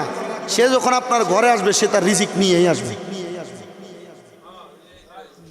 মানে আপনি তো সঠিক কইলেন, আপনি তো ফুলা বিয়ে করাইবেন, কেউ পোলা যদি বিয়ে করাইবা এই সম্মানী কিটা দিবা? ও দেলাই 1.5 লাখ টাকা দিলাইলে একটা মিশুক কিনা চালাইব না কিটা? একটা অটো কিনা চালাইবো, একটা অটো কিনা দিলাইব। আমরা কোনো চাহিদা নাই, তবে আমরা এই নতুন ঘর করছি, অন্য মাল সামান কিনছি না, মানে ঘরটা সাজাই দিব। আমরার কোনো চাহিদা নাই, তোমরা জামাইরে খুশি করে দিলাইও। কথা কন না কে রে? আমি আমার বয়স যখন 18, কত 18, আমি এমন বিয়া শাদির গাছাল বানি। আমার জেঠারা সর্দার, আমার এই গত 4 দিনে একটা বিয়ার গাছাল বান গেছে। আমার কথা হচ্ছে, এমন প্যাসের মধ্যে যদি আপনি বিবাহরে আটকে রাখেন, আপনার সন্তানের বয়স 15-16 থেকে সন্তান উমরা কাটা শুরু করে, বিবাহের জন্য তার ভিতরে লালসা তৈরি হয়। 20-22 বছর বয়স হইলে আপনি তার বিয়ে না করাইলে সে জেনা ব্যভিচার করে। আল্লাহর কসম, সে জেনা করে যে গুনার ভাগীদার, আপনি তার প্রাপ্ত বয়সকে বিয়ে না করানোর কারণে আপনি সেই গুনার ভাগীদার। আপনার আবদার আটকে না রেখে বিয়ে করেন। কষ্ট হইতেছে আপনারা, অসুবিধা হইতেছে আপনারা। এলাকার পোলাপান খুশি হয়ে যাবে, মায়া ফ্যানজেরির বয়স 16-17 হয়েছে, এরা খুশি হয়ে যাবো, যা খুজুর আমরা বিয়ার একটা লাইন করে দিয়ে গেছে। ঠিক না? তোমরা বিয়ার লাইন করে দিয়ে কিতা করতাম? তোমরা নামাজ নাই, রোজা নাই, মা বাবার প্রতি কোনো নজর নাই। এই যে মহরম মাস তো হচ্ছে, আর্জেন্টিনার ব্রাজিল দূরে দূরে করে কথা কয় না কা? 40,000 টাকা লোন লইয়া হ্যার মোটর সাইকেলের আর্জেন্টিনার কালার বানাইছে। 500 হাতের আর্জেন্টিনা আর ব্রাজিলের পতাকা বানাইছে। খবর লইয়া দেখা গেলে হ্যাঁ আগের ঈদে এর মারে কাপড় কিনে দিছে। কথা কন না কা? হ্যাঁ 120 হাতের ব্রাজিলের পতাকা বানায়, আর্জেন্টিনার পতাকা বানায়, 12 হাতের কাপড় মারে কিনে দেয় না। মুসলমানের সন্তানের বিবেকের ভিতরে কুকুরে প্রস্রাব করছে। ফজরের নামাজের ওয়াক্ত হয়ে যায়, ফজরের নামাজের কোনো খবরই থাকে না। আর সকাল 7টার দিকে খেলা, ফজরের সময় ঘুমাইও না। কথা কন না? খেলা নিয়ে আমার ভিতরে কোনো কিউরিসিটি কাজ করে না। তবে আমার কথা হচ্ছে এটা, খেলা দেখবা, দেখো, পতাকা টাঙ্গাইবা, টানাও। তুমি মুসলমানের ফুথয়া কোনোদিন তোমার যে কালেমার একটা পতাকা তোমার বাড়ির সাথে লাগাইলা না, আর যখন তোমার কাছে ফিফা বিশ্বকাপ ওয়ার্ল্ডের খেলা আয়া পড়ছে, তুমি আর্জেন্টিনা, ব্রাজিল, ফ্রান্স, জার্মানের সব পতাকা লাগাইলা, তুমি মুসলমান না, মুসলমান নামের দুশ্মন। ডান হাত তুলে বলেন ঠিক না বেঠে?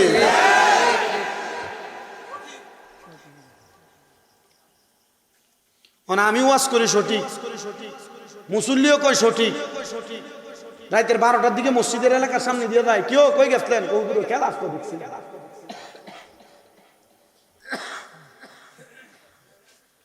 কেউ ফজরের নামাজে দেখলাম না, রাতে 4টার দিকে খেলা খেয়ে ঘুমাইছি, আর খবর না। মুসলমানের সন্তানেরা, আপনি খেলা দেখবেন কি দেখবেন না, এটা নিজের নিতান্ত আপনার নিজের বিষয় না। আপনি আপনার নিজের বিবেককে প্রশ্ন করেন। সকাল 7টায়, দিনের রাত্র 12টায় খেলা হবে, সকাল 4টায়, ভোর 4টায় খেলা হবে, আপনি এটার জন্য অপেক্ষা করেন। আপনি কোনোদিন রাত্রবেলা এশারের নামাজ পড়া ফজরের নামাজ পর্যন্ত অপেক্ষা করছে কিনা এই পোলাপানগুলা, এই মানুষগুলা? এটাও বিবেক দিয়ে যাচাই করার বিষয়। যদি না করে থাকেন, খোদার কসম, আমার কাছে না, এলাকার সর্দারের কাছে না, মেম্বার চেয়ারম্যানের কাছে না, মাওলার দরবারে ময়দানে মাশরে জবাবদিহিতা করা লাগবে। আর্জেন্টিনা ব্রাজিল লইয়া, ব্রাজিলের 7 গোল খাইছে, এটা লইয়া 7 আপ ডাইকা কাজে লেগেছে। কথা কয় না তো, লাগে না কাজা? সাদওয়ানে সায়ার কাপ মেলামেলি করে, আরেক দমকার কাটারে দেখছি বড়ি দিয়ে কিস্তি উড়াইয়া ব্যাঙ্গারের ভিতরে ব্রাজিলের কালার করছে। আমি এটা মোবাইলে দেখি যে আমি এর লেগে এটি ঢুকিও না, মানে যখন যেটা ভাইরাল হয় এটা মোবাইলের সামনে দিয়ে বেশি। আমার কথা হচ্ছে আপনাদের কাছে আবদার, আপনাদের কাছে আবদার, মুসলমানের মেয়েদেরকে ফেসবুকে দেখা যায় ওড়না ছাড়া, এই আর্জেন্টিনা ব্রাজিলের জার্সি পরা ওড়না ছাড়া তাদের দেহ দেখানোর জন্য এরা ফেসবুকে চলে আসে। লজ্জা লাগে না? এক মুরব্বী দেখছি বুড়া বয়সে বিমৃতি ধরছে, এ দাড়ির ভিতরে আর্জেন্টিনার পতাকার কালার বানাইছে। দেখছেন আপনার এগুলা? লজ্জা নাই এদের, শরম নাই এদের। দাড়ি রাখছো নবীর সুন্নত, এত বড় দাড়ির ভিতরে খ্রিস্টানদের পতাকার কালার। আল্লাহ হেদায়েত দান করুন। কত নাচানাচ খেলা উপলক্ষে এলাকার ভিতরে ডেক্সেট বাজা, খানার আয়োজন করে, কিন্তু এ যদি মিলাদুন নবীর মাহফিল করে সে তাবারুক করে, এক বেদাত। আর্জেন্টিনা ব্রাজিলের খেলা উপলক্ষে এলাকায় খিচুড়ি বিরিয়ানি রান্ধে, কিন্তু সুয়াদে কারবালার মাহফিল করে বিরিয়ানি খিচুড়ি রান্ধলে এক বেদাত। খেলা উপলক্ষে মিছিল করে আর মিলাদুন নবীর 10টা জুলুসের মিছিল করলে কই বেদাত? সব বিলো বেদাতের ফতুয়া। এর ব্যাপারে হারামের ফতুয়া আসে না? আসতো না, কারণ আসলে যুব সমাজ এদের থেকে দূরে থাকবে। আল্লাহ সবাইকে হেদায়েত দান করুন। আমি আপনাদের রাস্তা সহজ করে দিছি, গুনার ভাগীদার হয়েন না। সন্তান উপযুক্ত বয়স হয়েছে মনে করলে বিয়ে করাই দিয়ে আপনি আপনার ইনকাম থেকে সন্তানের বউর খরচ চালায়েন, দেখবেন আল্লাহ তাআলা আপনার পরিবারকে সুন্দর করে দিবে। হ্যাঁ, যদি আপনি 30 বছর বয়সে বিয়ে করান, 30 বছর বয়সে বিয়ে করলে হ্যাঁ বাচ্চাটা হইতে আর বয়স হইবে 31 বছর। এ বাচ্চা মানুষ হইতে যদি 20 বছর লাগে, তাহলে হ্যাঁ বয়স হবে 51 বছর। হ্যাঁ কি হ্যাঁ নাতিপুতির কামাই খেতে পারবো? জিফুদের কামাই তো খাইতে পারতো না।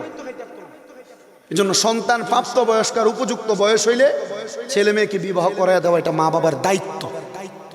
আর যদি না করান, তাহলে আপনি এই সন্তান গুনাহ করলে আপনি গুনার ভাগীদার হবেন। আমি যেই কথার মধ্যে ছিলাম, আমার মুসলমানেরা, ইমাম কাসেমকে কারবালার ময়দানের মধ্যে বিবাহ করায়া পাঠায়া দেওয়া হলো কারবালায় যুদ্ধ করার জন্য।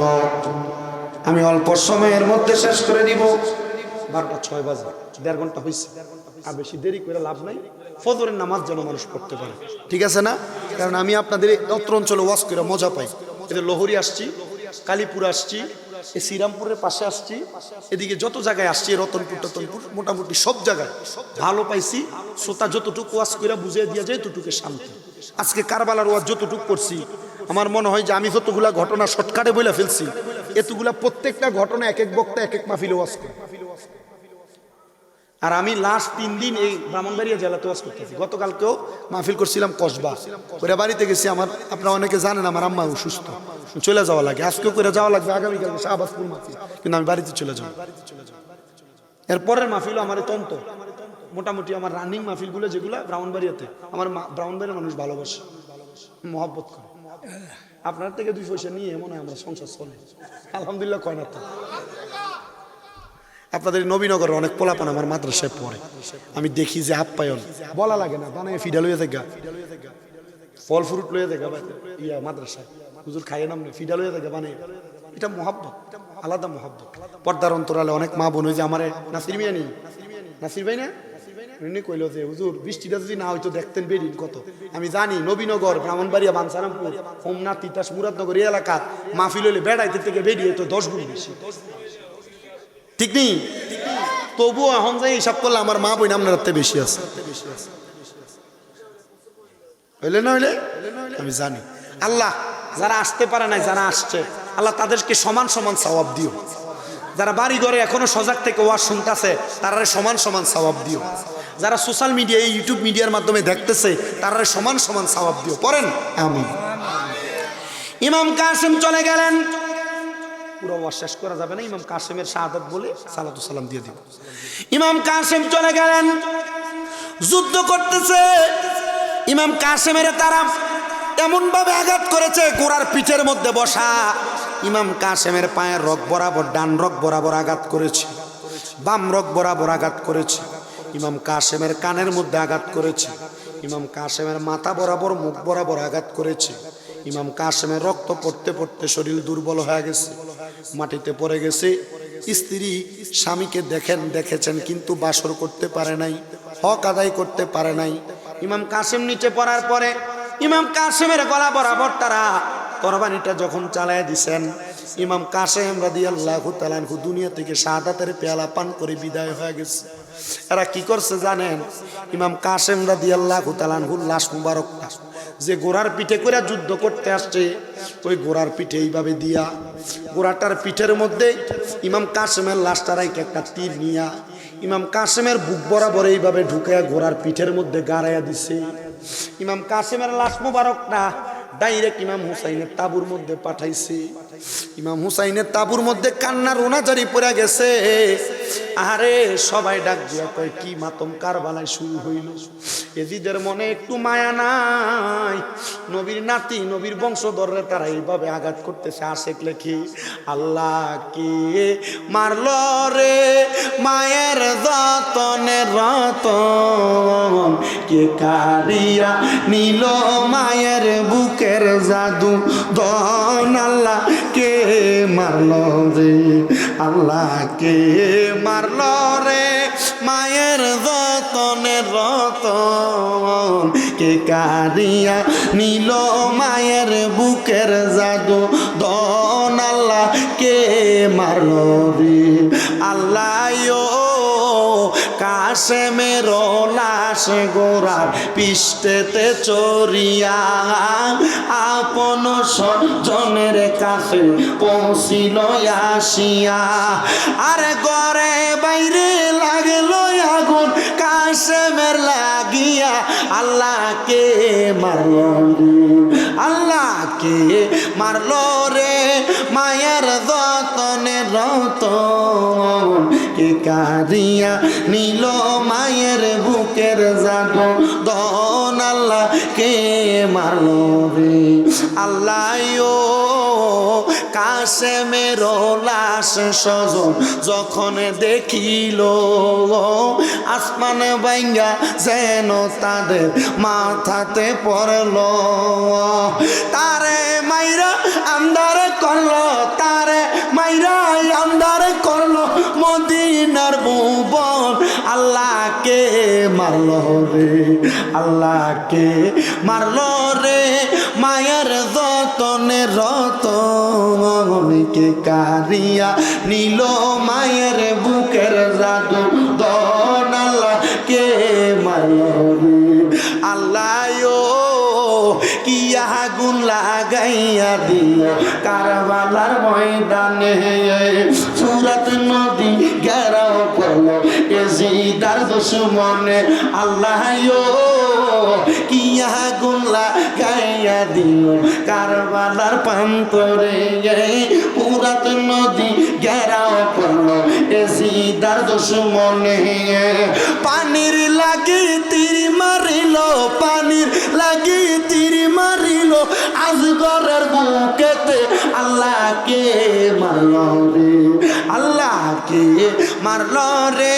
মায়ের যতনে রতন কি কারিয়া নিল মায়ের বুকের জাদু দন আল্লাহ। এই কারবালার ময়দানে নবীর বংশধররা যারা মারছে তারারে কই ইয়াজিদ, তারারে কই কি? আচ্ছা, নবীর বংশধররা যারা মারছে আপনারা কোন তো নবীর বংশরে যারা শহীদ করছে আঘাত করছে এরার মরণটা কি বালা মরণ হইব? এরা কেমনে মরছে একটু শুনেন, 2 মিনিটে শেষ। একজনের নাম আব্দুল ইবনে জিয়াদ, একজনের নাম ইয়াজিদ, একজনের নাম শিমার। জিয়াদ স্ট্রোক করে মরছে, মানে স্বাভাবিকভাবে ঘুমে মরে গেছে। আর ইয়াজিদ এবং শিমার 2টা লোক। ইয়াজিদ ছিল একজন নারী লোভী এবং নেশাখোর, নারী লোভী এবং নেশাখোর। ইমাম হুসাইনকে শাহাদাত করার পরে ওই ইয়াজিদ, ইমাম হুসাইন আহলে বায়াতের সদস্যর একজন প্রেমিক ছিলেন, একজন মহিলা ইয়ামিনা নাম। এই ইয়ামিনা নামক মহিলাটা কারবালার ময়দানে ইমাম হুসাইনকে শাহাদাত করার পরে ইয়াজিদের বলছে, ইয়াজিদ তুমি তো ইমাম হুসাইন রাদিয়াল্লাহু তাআলা আনহুকে শহীদ করছো, এটা তোমার বিষয়, আমি জানি তুমি আমারে খুব পছন্দ করো, ভালোবাসো। হে ইয়াজিদ, ঠিক আছে, যেহেতু তুমি আমার এত পছন্দই করো, চলো আমারে পছন্দ করার কারণে আমি তোমারে নিয়ে যাই, তুমি আমার সাথে আজকে রাত্রি যাপন করবা। ইয়াজিদ হাজার চেষ্টা করছে, আগে পারে নাই, কিন্তু ওই মহিলার মনে সুখ হইল, তুই যে তুই ইমাম হুসাইনরে শাহাদাত করছ, শহীদ করে দিছ, আমি তোরে ভালো করে বুঝাইয়া হইল ওই মরুভূমির প্রান্তরে নিয়ে তোরে এই জায়গায় শহীদ তোরে হ্যাঁ নিয়ে যাবো করে মু। ইয়াজিদের লয়ে গেছে, নিয়ে ওই মহিলা নিজেই তার ইচ্ছা মতো মদ খাওয়াইছে। মদ খাওয়া তার হাতগুলা বাঁধছে, পাগুলা বাঁধছে, বাইন্ধ ওই মহিলা ওই ইয়াজিদের চুলের ভিতরে ধরে তার গর্দানটা আলাদা করে ফেলছে। আলাদা করে সে তার মতো বাসায় চলে আসছে। পুরা কুফানগরীতে আওয়াজ হয়ে গেছে, এই ইয়াজিদরে তো খুঁজে পাওয়া যাচ্ছে না। খুঁজতে খুঁজতে যায় দেখে মরুভূমিতে ইয়াজিদের কাটা কল্লা সহ দেহ পইরা রয়েছে। মহিলা কয়, আমার মনে শান্তি হয়েছে, ইয়াজিদ ইমাম হুসাইন দিয়ে এমনিই শহীদ করছে। কল্লা মুবারক একদিকে আর দেহ মুবারক একদিকে ফালাই রাখছে, আর আমি এই ইয়াজিদের জাহান্নামী দেহটার একদিকে, কল্লাটার একদিকে ফালাই দিয়ে চলে আসছি। পুরা ইয়াজিদের সৈন্যরা ইয়াজিদের করদানটা লই আসছে, আর দেখতেছে শিয়ালে ইয়াজিদের পুরাটা দেহ কামড়ায় খাইতেছে। কল্লাটার আইনা কুফানগরীর রাজপ্রাসাদের উপরে রাখছে, সবাই এসে ইয়াজিদের কল্লা দেখতেছে। সবাই কয়, আমরা তাকায়া দেখলাম ইয়াজিদের নাক বরাবর চিকন চিকন 2টা সাপ আইসে ইয়াজিদের নাক বরাবর ঢুকে, আর এক দিক দিয়ে ঢুকে আর আরেক দিক দিয়ে বের হয়। আচ্ছা, নবীর নাতিরে শাহাদাত কইরা শহীদ কইরা দিয়া জবাই কইরা দিয়া এর মরণটা কি এর থেকে ভালো মরণ আশা করা যায়? এর হুকুমে আজি শিমরে ছুরি চালাইছিল। মানে শিমর কেমনে বলল? শিমর ছিল একজন নেশাখোর মানুষ, মদখোর।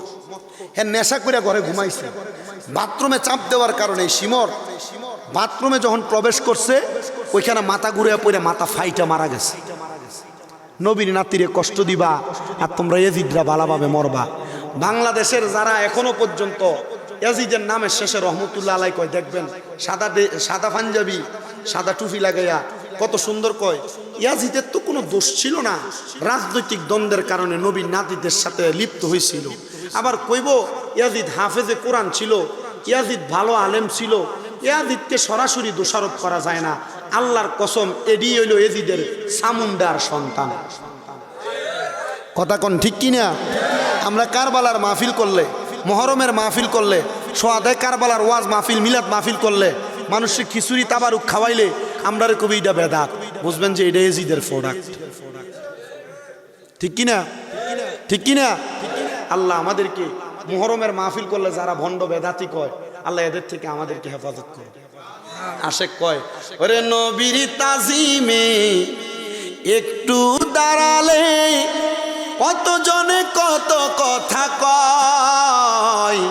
মিলাদ ক্যাম্প করলে ভণ্ড কয় না, বেদাতি কয় না, সিন্নিখুর কয় না, বিরিয়ানিখুর কয় না, জিলাফিখুর কয় না, কইতে থাক।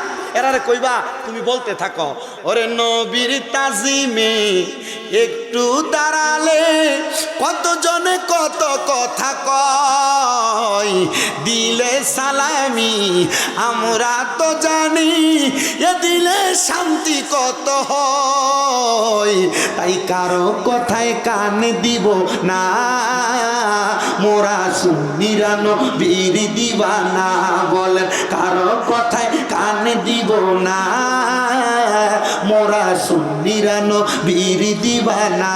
বলো আহলে সুন্নাত ওয়াল জামাত জিন্দাবাদ জিন্দাবাদ, আহলে সুন্নাত ওয়াল জামাত জিন্দাবাদ জিন্দাবাদ, আহলে সুন্নাত ওয়াল জামাত জিন্দাবাদ জিন্দাবাদ জিন্দাবাদ জিন্দাবাদ জিন্দাবাদ জিন্দাবাদ।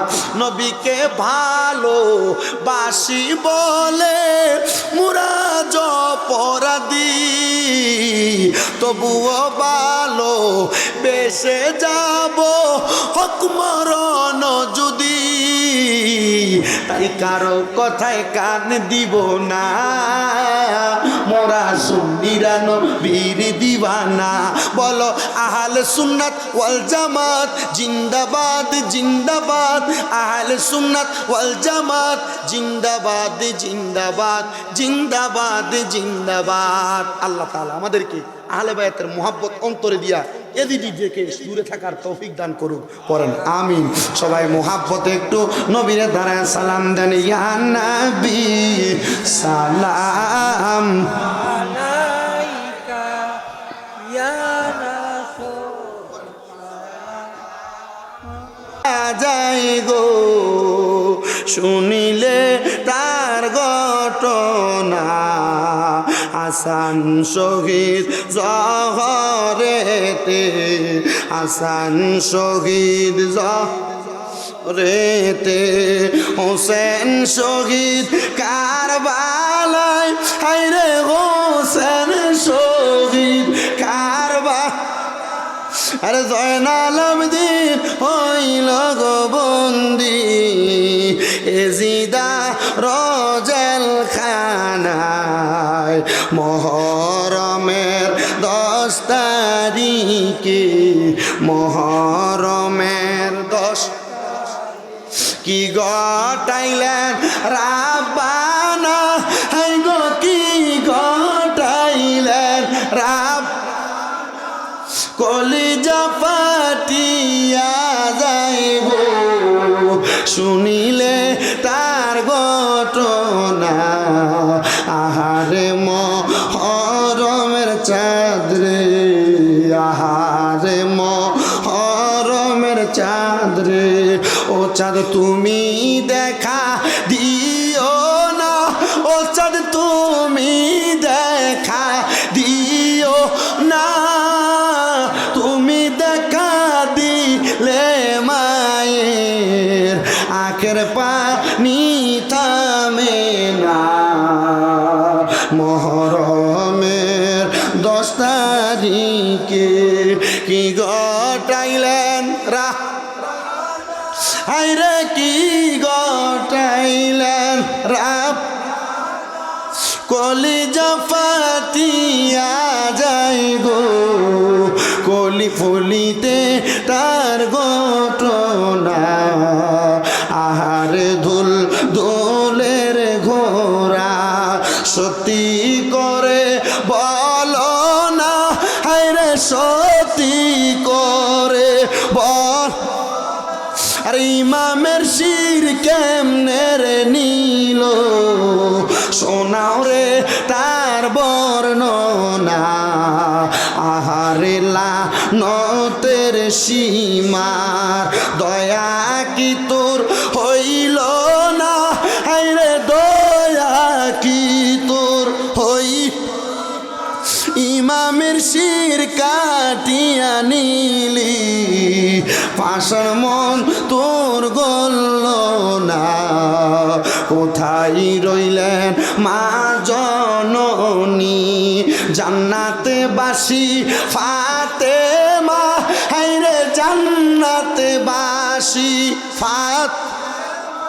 তোমার পুত্র শহীদ হয় গো ফুরাতে রয় কারবালায় মা ফাতেমা কেন্দে বলে আমার হৃদয় ফেটে যায় হায় রে আমার হৃদয় ফেটে আজ বুঝি সুখের আগুন লেগেছে মোর কলিজায় মুহররমের 10 তারিখে কি ঘটাইলেন রাব্বানা কলিজা ফাটিয়া যাই গো শুনিলে তার ঘটনা। আল্লাহ তাআলা মুহররম মাসে যতগুলা ঘটনা হয়েছে প্রত্যেকটা ঘটনার বরকত রহমত আমাদেরকে দান করে আহলে বায়াতের প্রেম আমাদের সিনাতে দান করে অলিয়া উলিয়ার প্রেম আমাদের সিনাতে দান করে। এখন তো অলিয়া উলিয়ার নাম শুনলে বহুত মানুষের গায়ে আগুন লেগে জায়গা, মাজারের নাম শুনলে আর ফির মাসাইকের নাম শুনলে গায়ে আগুন লেগে জায়গা, আছে না নাই? এই যে সিলেটের ডিসির কথা শোনেন নাই, ডিসি সরওয়ার কইছে শাহজালালের মাজারের এই দান বাক্সগুলা সিলগালা করে দাও, এই দান বাক্সর টেহা পয়সার হিসাব দেয় না। এখন এটারও একটা কাহিনী আছে, হিসাব দেয় না বিদায় এই টেহা পয়সা খাদেমরা নিজেরা খাইছে বিদায়, একটা বালা করে বড় মাদ্রাসা করছে না বিদায় হয়তো বা ডিসি এই কথা কইছে।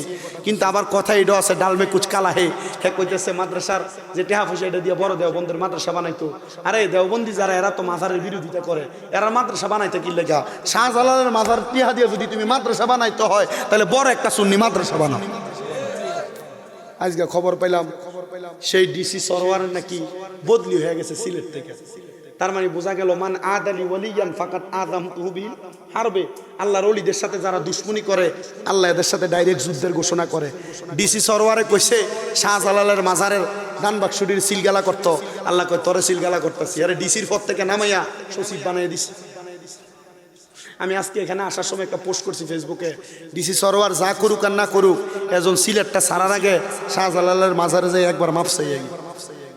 কারণ আল্লাহর ওলির লগে তোমার পছন্দ হয় না, আল্লাহর ওলিরে মাজার ভাল লাগে না যাইও না, কথা কই মাজার আল্লাহর ওলি ভাল লাগে না যাইও না। কিন্তু এদেরকে নিয়ে বেদবি করবা, দেখবা ইন্ডিয়া না হিন্দিয়া তোমার এটা বাইরে গেছে, খবর হয়ে গেছে গা। এজন্য আল্লাহর ওলির সাথে কোনো সময় বেদবি করে থাকলে মাপ চাই লাইবা, বলে হুজুর আমার আল্লাহর ওলি ভাল লাগে না, ফির মাসাইক ভাল লাগে না। ভালো লাগে কি কারণে ভালো লাগে একটু জানতে হবে, একটু বুঝতে হবে। আউলিয়া কারাম আহলে বায়াতের শান এ মুহররম মাসটা শুধু মুহররম মাসের কারণেই, আহলে বায়াত ফাক ফাঞ্জাতন শুধু এদের কারণেই শুধু দামি না। আল্লাহ তাআলা এই মুহররম মাস আশুরাটারে দামি বানাইছেন আরো অসংখ্য ঘটনা দিয়া, অসংখ্য ঘটনা দিয়া। তো কেমনে বানাইলেন? আল্লাহ তাআলা মুসা আলাইহিস সালাতু ওয়াস সালামের উপরে ওনার উম্মতরা যখন ক্ষুধার্ত খানা পায় না, খাবার নাজিল কইরা ওই মুসা নবীর উম্মতদেরকে শান্তি করছেন। ওই দিন ছিল মুহররমের 10 তারিখ, মানে আশুরার দিন। মারহাবা কন্যা। ফেরাউন যখন মানুষকে অত্যাচার করতেছিল, ফেরাউনের অত্যাচার থেকে মানুষকে যেদিন রক্ষা করছে সেদিন ছিল মুহররমের 10 তারিখ। জোরে কন্যা মারহাবা, আরো জোরে কোন মারহাবা। ঈসা আলাইহিস সালাতু ওয়াস সালামের উম্মতদেরকে, মুসা আলাইহিস সালাতু ওয়াস সালামের উম্মতদেরকে, নূহ আলাইহিস সালাতু ওয়াস সালামের উম্মতদেরকে সকল দিক থেকে নাজাত কামনা করে আল্লাহ তাআলা ইব্রাহিম আলাইহিস সালাতু ওয়াস সালামের উম্মতদেরকে নাজাত দিবেন যে সময়, যেই দিন, এই দিন ছিল মুহররমের 10 তারিখ আশুরার দিন। মারহাবা কোন। এই আশুরার দিন বড় দামি, বড় সম্মানিত, বড় মর্যাদাবান। সেই আশুরাকে স্মরণ করেই কিন্তু আজকের মাহফিল, ঠিক না? 5 বছর এই আশুরারে স্মরণ করে মাহফিল কেন করবেন? করলে লাভ কি? দেখবেন সারা বিশ্বে যত হুজুর মৌলবী সব মোল্লা মুন্সিরা আছে, এরা দেখবেন বদরের যুদ্ধের ওয়াজ করে, উহুদের যুদ্ধের ওয়াজ করে, হুনাইনের যুদ্ধের ওয়াজ করে। কিন্তু দেখবেন সব যুদ্ধের ওয়াজ করলো, 2টা যুদ্ধের ওয়াজ করে না। একটা হলো কারবালার যুদ্ধ, আর একটা হলো সিফিনের যুদ্ধ। কে লাইয়া? কারণ কারবালার যুদ্ধের ওয়াজ করলে আমার নবী এলমে গায়েব জানে, এটার প্রমাণ হয়ে যাবে। সিফিনের যুদ্ধ আর কারবালার যুদ্ধের ওয়াজ করলে আমার নবী গায়েবের খবর দেনেওয়ালা, এটা মানুষের কাছে ফাঁস হয়ে যাবে। আর এরা চায় না নবীদের সম্মান মানুষের কাছে ফাঁসুক। কথা কয় না? আমরা যারা কারবালার বয়ান করি, এই কারবালার বয়ান আমাদের কাছে কারবালাতে সীমাবদ্ধ না। সব নবীদের আমল আমাদের কাছে আছে। তার মাঝে সব নবীরা নবী হইতে পারতো না যেই নবী দুনিয়াতে না আসলে। সুবহানাল্লাহ। সব নবীরা নবী হইতে পারতো না যেই নবী দুনিয়াতে না আসলে। আবার ওই নবী কয়, তোমরা যদি আমি নবীরে ভালোবাসতে চাও, আমার হাসান আর হোসাইনরে ভালোবাসো। ওই নবী কয়, তোমরা যদি কেউ হাসান হোসাইনরে কষ্ট দাও, যেন আমি নবীরে কষ্ট দাও। ওই নবীর নাতিদের আলোচনা না কইরা দুনিয়ার সব ওয়াজ করলাম, লাভ হবে? আশুরার একটা ফজিলতের কথা বলি, যেহেতু আমি আসতে দেখছি আমার মা বোন আছে পর্দা। আমার নবীজি যেদিন মক্কা থেকে মদিনায় হিজরত করে আসছেন, মক্কা থেকে মদিনায় হিজরত করে আসছেন, আইসা দেখেন ওই দিন ছিল মুহররমের 10 তারিখ, আশুরার দিন। নবীজি আইসা দেখলেন এই মক্কা থেকে মদিনায় আইসা মদিনার ইহুদিরা এই দিনে রোজা। এই দিনে কি? আশুরার রোজা কই না আমরা, এই দিন রোজা। নবীজি জিজ্ঞাসা করে, এই ইহুদিরা, তোমরা এই দিনে কেন রোজা রাখলা? ইহুদিরা বলে, মুসা আলাইহিস সালামের উম্মত, আমাদের উপর খানা নাজিল হয়েছে এই দিন, আল্লাহর দরবার থেকে শুকরিয়া আদায় করার লক্ষ্যে, ফেরাউনের অত্যাচার আর নমরুদের অত্যাচার থেকে বাঁচার কারণে আমরা শুকরিয়া আদায় করে মুসা আলাইহিস সালাম এই দিনে রোজা রাখছি বিদায় আমরাও রোজা রাখি। তো নবী আমার বলতেছেন, মুসা আলাইহিস সালামের শুকরিয়ার দিক থেকে সবচাইতে বেশি হকদার আমরা, তাহলে আমরাও রোজা রাখবো। এই আমি নবীর উম্মতেরা, তোমরাও মুহররমের 10 তারিখ আশুরার দিন রোজা রাখো। সবাই রোজা রাখা শুরু করে দিচ্ছে। কয়েকটা সাহাবী জিজ্ঞাসা, ইয়া রাসূলুল্লাহ, আমরা মুসলমান, তারা ইহুদি, তারা যে কাজ করে আমরাও এই কাজ করি, তো কেমন হইল নবী? এরাও এই দিন রোজা রাখে, আমরাও এই দিন রোজা রাখি, একরকম হয়ে গেল না? নবী বলেন, এ সাহাবায়ে কেরাম, আমি নবী যদি আগামী বছর এই সময় থাকি, তাহলে আমি নবী মুহররম মাসের 10 তারিখ তো রোজা রাখবো, 9 তারিখ আরেকটা রোজা রাখবো। কয়টা রোজা? 2টা রোজা। ইয়া রাসূলুল্লাহ, কেন? বলে, কেউ যদি এই মুহররম মাসে 9 এবং 10 তারিখে 2টা রোজা রাখে, তাহলে ইহুদিদের সাথে যুদ্ধ করলে যে সওয়াব পাইতো, এই 2 রোজা রাখলে সেই সওয়াব।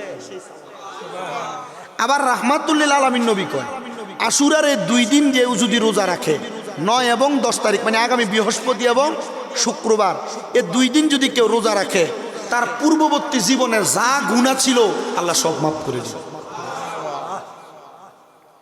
বাড়ি ঘরে যে মা বোনেরা আছে, আপনারা যারা আছেন, এই মাহফিল সফল আর সার্থক হবে তখন যখন আপনারা আশুরার 2টা রোজা রাখবেন। এবার আসেন আমি আমার আলোচনার দিকে চলে যাই। মুহররম মাসে আপনারা কেন শুহাদে কারবালার আলোচনা করে আপনারা এত লক্ষ টাকা খরচ করে প্যান্ডেল করেন, লাইটিং করেন, স্টেজ করেন, 2, 3, 5, 50, 10 ডেক খিচুড়ি বিরিয়ানি পাকায়া আপনারা কেন জান্নাতের বাগান মাহফিল করেন? এটার তো একটা কারণ আছে, আছে না নাই? বাবাজি, যারা মদিনা শরীফ গিয়েছেন, মদিনা শরীফের বর্তমান 310 নাম্বার গেট বরাবর হাতের ডান দিকে একটা রাস্তা গেছে, 15 মিনিট হাঁটা লাগে, 10-15 মিনিট। যে রাস্তাটা সোজা যায় মসজিদে জুমা থেকে মসজিদে কুবা মসজিদ পর্যন্ত যায় পৌঁছাইছি। ওই কুবা মসজিদ, যেই কুবা মসজিদের ভিতরে 2 রাকাত নামাজ আদায় করলে একটা উমরা হজের সওয়াব পাওয়া যায়। ওই কুবা মসজিদে আমার নবীজি প্রত্যেক সোমবারে যাইতেন। কি বার? নামাজ কয় রাকাত পড়লে কয় উমরার সওয়াব? মারহাবা কন্যা। আমার প্রিয় মুসলমানেরা, ধৈর্যের সাথে একটু মনোযোগ দিয়ে আলোচনা শ্রবণ করেন। নবী আমার প্রত্যেক সোমবারে যাইতেন। একদিন শীতের সকালবেলা আমার নবীজি মসজিদে কুবার দিকে রওনা করলেন। মদিনা শরীফ এবং কুবা মসজিদের মাঝ বরাবর একটা ঘর আছে, মাটির ঘর, যেটার উপরে এখন কোনো ছাদ নাই। যে ঘরটা খাতুনে জান্নাত মা ফাতেমাতুজ জোহরা রাদিয়াল্লাহু তাআলা আনহার ঘর। নবী আমার ওই ঘরের দরজার সামনে গেলেন, যা সালাম প্রদান করলেন। সালাম দেওয়ার সাথে সাথে ঘরের দরজাটা আমার নবীজির কলিজার টুকরা হযরতে মাওলা আলী রাদিয়াল্লাহু তাআলা আনহু দরজাটা খুলে দিলেন। দরজাটা খুলে দেওয়ার পরে নবীজিকে খাতুনে জান্নাত মা ফাতেমা সালাম দিলেন। হযরত ইমাম হাসান আর হুসাইন খেলা করতেছে ঘরের পাশে। আমার নবীজি শীতের সকালবেলা কালো রঙের একটা পশমি চাদর নবীজির শরীর মোবারকে লাগায়া আমার নবী যখন ওই খাতুনে জান্নাত মা ফাতেমার ঘর মোবারকের মধ্যে প্রবেশ করলেন, নবীজি দেখতে পাইলেন মাওলা আলী ক্ষুধার্ত, মা ফাতেমা ক্ষুধার্ত, হযরত ইমাম হাসান আর হুসাইন ক্ষুধার্ত। আমার নবীজি তখনও কোনো দেরি করলেন না। নবীজির শরীর মুবারকে কালো রঙের যেই চাদর, ওই চাদরটাকে আমার নবী এইভাবে তাদের সামনে মেলে ধরলেন। মেলে ধইরা নবী আমার ডাক দিয়া কই, ওগো হযরত আলী, আপনি আমার চাদর মুবারকের নিচে প্রবেশ করেন। ওগো মা ফাতেমা, আপনি আমার চাদরের নিচে প্রবেশ করেন। ওগো হযরত ইমাম হাসান আর হুসাইন, আপনি আমার চাদরের নিচে প্রবেশ করেন। আমার নবী চাদরের নিচে যখন তারা চারজন প্রবেশ করলেন, মাঝখানে আমার দয়াল নবী রইয়া গেলেন। নবীজি তখন আল্লাহর দরবারে হাত বাড়ায় দোয়া করে, আল্লাহুম্মা হাউলাই আহলু বাইতি, আল্লাহ আপনি এদেরকে কবুল করেন, এরা হলো আমার আহলে বায়াত। জোরে কোন সুবহানাল্লাহ। ভাই ওই আমার গভীর মনোযোগ, নবীজি এই দোয়া করতে দেরি আমার আল্লাহ সাথে সাথে কোরআনের আয়াত নাজিল করে দিছে। সুবহানাল্লাহ কইতেন না? আল্লাহ কোরআনের আয়াত নাজিল করে, ইন্নামা ইউরিদুল্লাহু লিইউযহিবা আনকুমুর রিজসা আহলাল বাইতি ওয়া ইউতাহিরাকুম তাতহীরা। জবান খুলে জোরে জোরে কন্যা সুবহানাল্লাহ। আল্লাহ কয়, হাবিব নিশ্চয় যারা আপনার বংশধর, নিশ্চয় যারা আপনার আহলে বায়াত, আমি আল্লাহ তাআলা তাদের থেকে সকল প্রকার অপবিত্রতা দূর কইরা আমি আল্লাহ তাদেরকে পবিত্র বানিয়ে দিছি। জোরে কোন সুবহানাল্লাহ। ও মনবাই ফাঁকেতে পাঞ্জাতন, নিরাকারে নিরঞ্জন, এক বস্তুতে দুই রকম বুঝায়। শরীয়তের সতেক নাম, তরিকতের নাই মুকাম, হাকিকত বুঝিলে মারফত পাই রে মন পাগলা মনুরাই। ও তুই ডুব দিলি না পাক দরিয়ায়। ও মনরে আমার নবীজি সিন্ধু খইয়া মারেফতের তালা দিয়া হাসান হুসাইন রাখছে ডাইনে বাই। মা ফাতেমা শিকলে হইয়া তালাটা রাখছে আটকায়া, সাবি নিছে আলী মরতু যাই রে মন পাগলা মনুরাই। ও তুই ডুব দিলি না পাকে দরিয়ায়। জবান খুলে জোরে জোরে কোন আল্লাহু আকবার। আল্লাহ কয়, বন্ধু এই চাদরের নিচে আপনারা যারা আছেন, আপনি দয়াল নবী মাঝখানে, মা ফাতেমা, মাওলা আলী, হযরত ইমাম হাসান আর ইমাম হুসাইন, এই পাঁচজনকে ফার্সি ভাষায় বলা হয় ফাক পাঞ্জাতন, মানে পবিত্র পাঁচটা দেহ। নবী গো, আমি আল্লাহ তাআলা এদেরকে পবিত্র বানাইয়া দিছি। আমার নবী কয়, আল্লাহ আপনি এদেরকে কবুল করেন, আমি নবী এদেরকে ভালোবাসি। এমন টাইমে আমার নবীদের স্ত্রী হযরত সালমা ঈশা নবীদের ওই চাদরের নিচে প্রবেশ করতে চাইলেন। নবী আমার ডাক দিয়া কই, স্ত্রী গো, এই চাদরের নিচে তুমি প্রবেশ করো না, তুমি তোমার জায়গায় সম্মানিত, আর এরা এদের জায়গায় সম্মানিত। ইয়া রাসূলুল্লাহ, কেন গো আপনি এদেরকে বড় ভালোবাসেন, মুহাব্বত করেন? আমার নবী কয়, উম্মে সালমা, আমি নবী কেন আহলে বায়াত পাক পাঞ্জাতন রে ভালোবাসি জানুনি? নবী গো কেন? হযরত আনাস ইবনে মালিক হাদিস বর্ণনা করে। আনাস ইবনে মালিক কয়, জগৎবাসী, একদিন আমি আমার নবীজির দরবারে প্রবেশ করলাম। ইমাম হুসাইনও আমার নবীজির দরবারে প্রবেশ করছে। আমার নবী আমার সালাম দিয়া ইমাম হুসাইনরে নবীর কোল মুবারকে বসাইয়া আমার নবীজি ইমাম হুসাইনরা দিয়া আল্লাহু তাআলা ঘুরে আদর করতেছে। নবী আমার ডাক দিয়া কয়, ও আনাস ইবনে মালিক তুমি কি দেখো? নবীজি আমি দেখি আপনি ইমাম হুসাইনকে আদর করতেছেন। আমার নবী ডাক দিয়া কয়, আনাস ইবনে মালিক তুমি কি আর কাউরে দেখো নাই? না ইয়া রাসূলুল্লাহ দেখি নাই। আমার নবী কয়, আনাস আমার আল্লাহর ফেরেশতা হযরত মিকাইল আলাইহিস সালাতু ওয়াস সালাম অল্প কিছুক্ষণ আগে আমার দরবারে আগমন করছে। আগমন কইরা আমি নবী যখন ইমাম হুসাইনকে আদর করতেছি, আমি নবীরে ডাক দিয়া কই, ইয়া রাসূলুল্লাহ আপনি নবী বুঝি ইমাম হুসাইনকে বড় ভালোবাসেন, এই জন্য ইমাম হুসাইনকে আপনি আদর করেন? আমার নবী কয়, হ্যাঁ আদর করি। এ আনাস আমারে মিকাইল ফেরেশতা বলছে, নবী গো আপনি যে হুসাইনকে এত ভালোবাসেন আদর করেন, এই হুসাইনকে তো কিছু দাড়িওয়ালা টুপিওয়ালা পাগড়িওয়ালারা কারবালার ময়দানে শহীদ করে দিবে, শুধুমাত্র মসনদের লোভে, শুধুমাত্র চেয়ারের লোভে, শুধুমাত্র ক্ষমতার লোভে। আমার নবী কয়, মিকাইল আমি নবী মানি না আমার হুসাইন কারবালার ময়দানে শহীদ হইয়া যাইব। মিকাইল ডাক দিয়া কয়, নবী গো ইমাম হুসাইন এমনে শহীদ হইয়া যাইতো না গো নবী।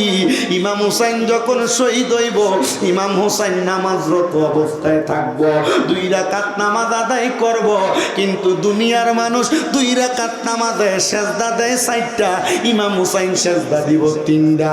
আমার নবী কান্দে আর ডাক দিয়া কয়, ও ফেরেশতা আমার হুসাইন কি জীবনের শেষ সেজদাটা দুনিয়াতে আদায় করতে পারবে না?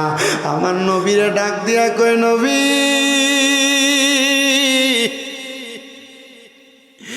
ইমাম হুসাইনের আরেকটা সেজদা বাকি থাকবে, ওই সেজদাটা ইমাম হুসাইন দুনিয়াতে দিবে না। ইমাম হুসাইন ওই সেজদাটা আল্লাহ তাআলার কাছে হাসরের ময়দানে দিবে। নবী গো আমার নবী কয়, কেন রে? ইয়া রাসূলুল্লাহ হাসরের ময়দানে ইমাম হুসাইন যখন একটা সেজদা দিবে, ইমাম হুসাইনের একটা সেজদা মুবারকের বিনিময়ে আপনি নবীর লক্ষ লক্ষ কোটি কোটি গুনাহগার উম্মতরে আমার আল্লাহ মাফ কইরা দিব।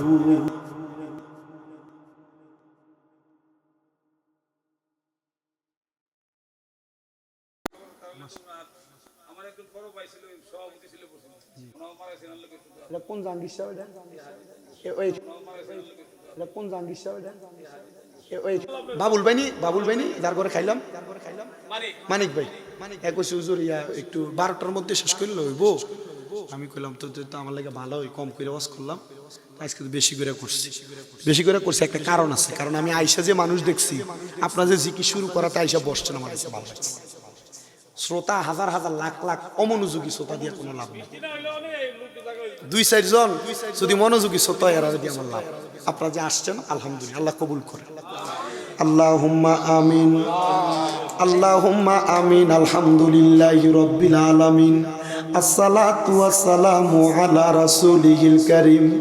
রব্বানা যালামনা আনফুসানা ওয়া ইল্লাম তাগফির লানা ওয়া তারহামনা লানাকুনান্না মিনাল খাসিরিন।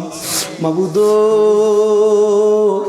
ও দয়াল আল্লাহ, একটু রহমতের নজর কইরা তাকে দেখেন গো আল্লাহ।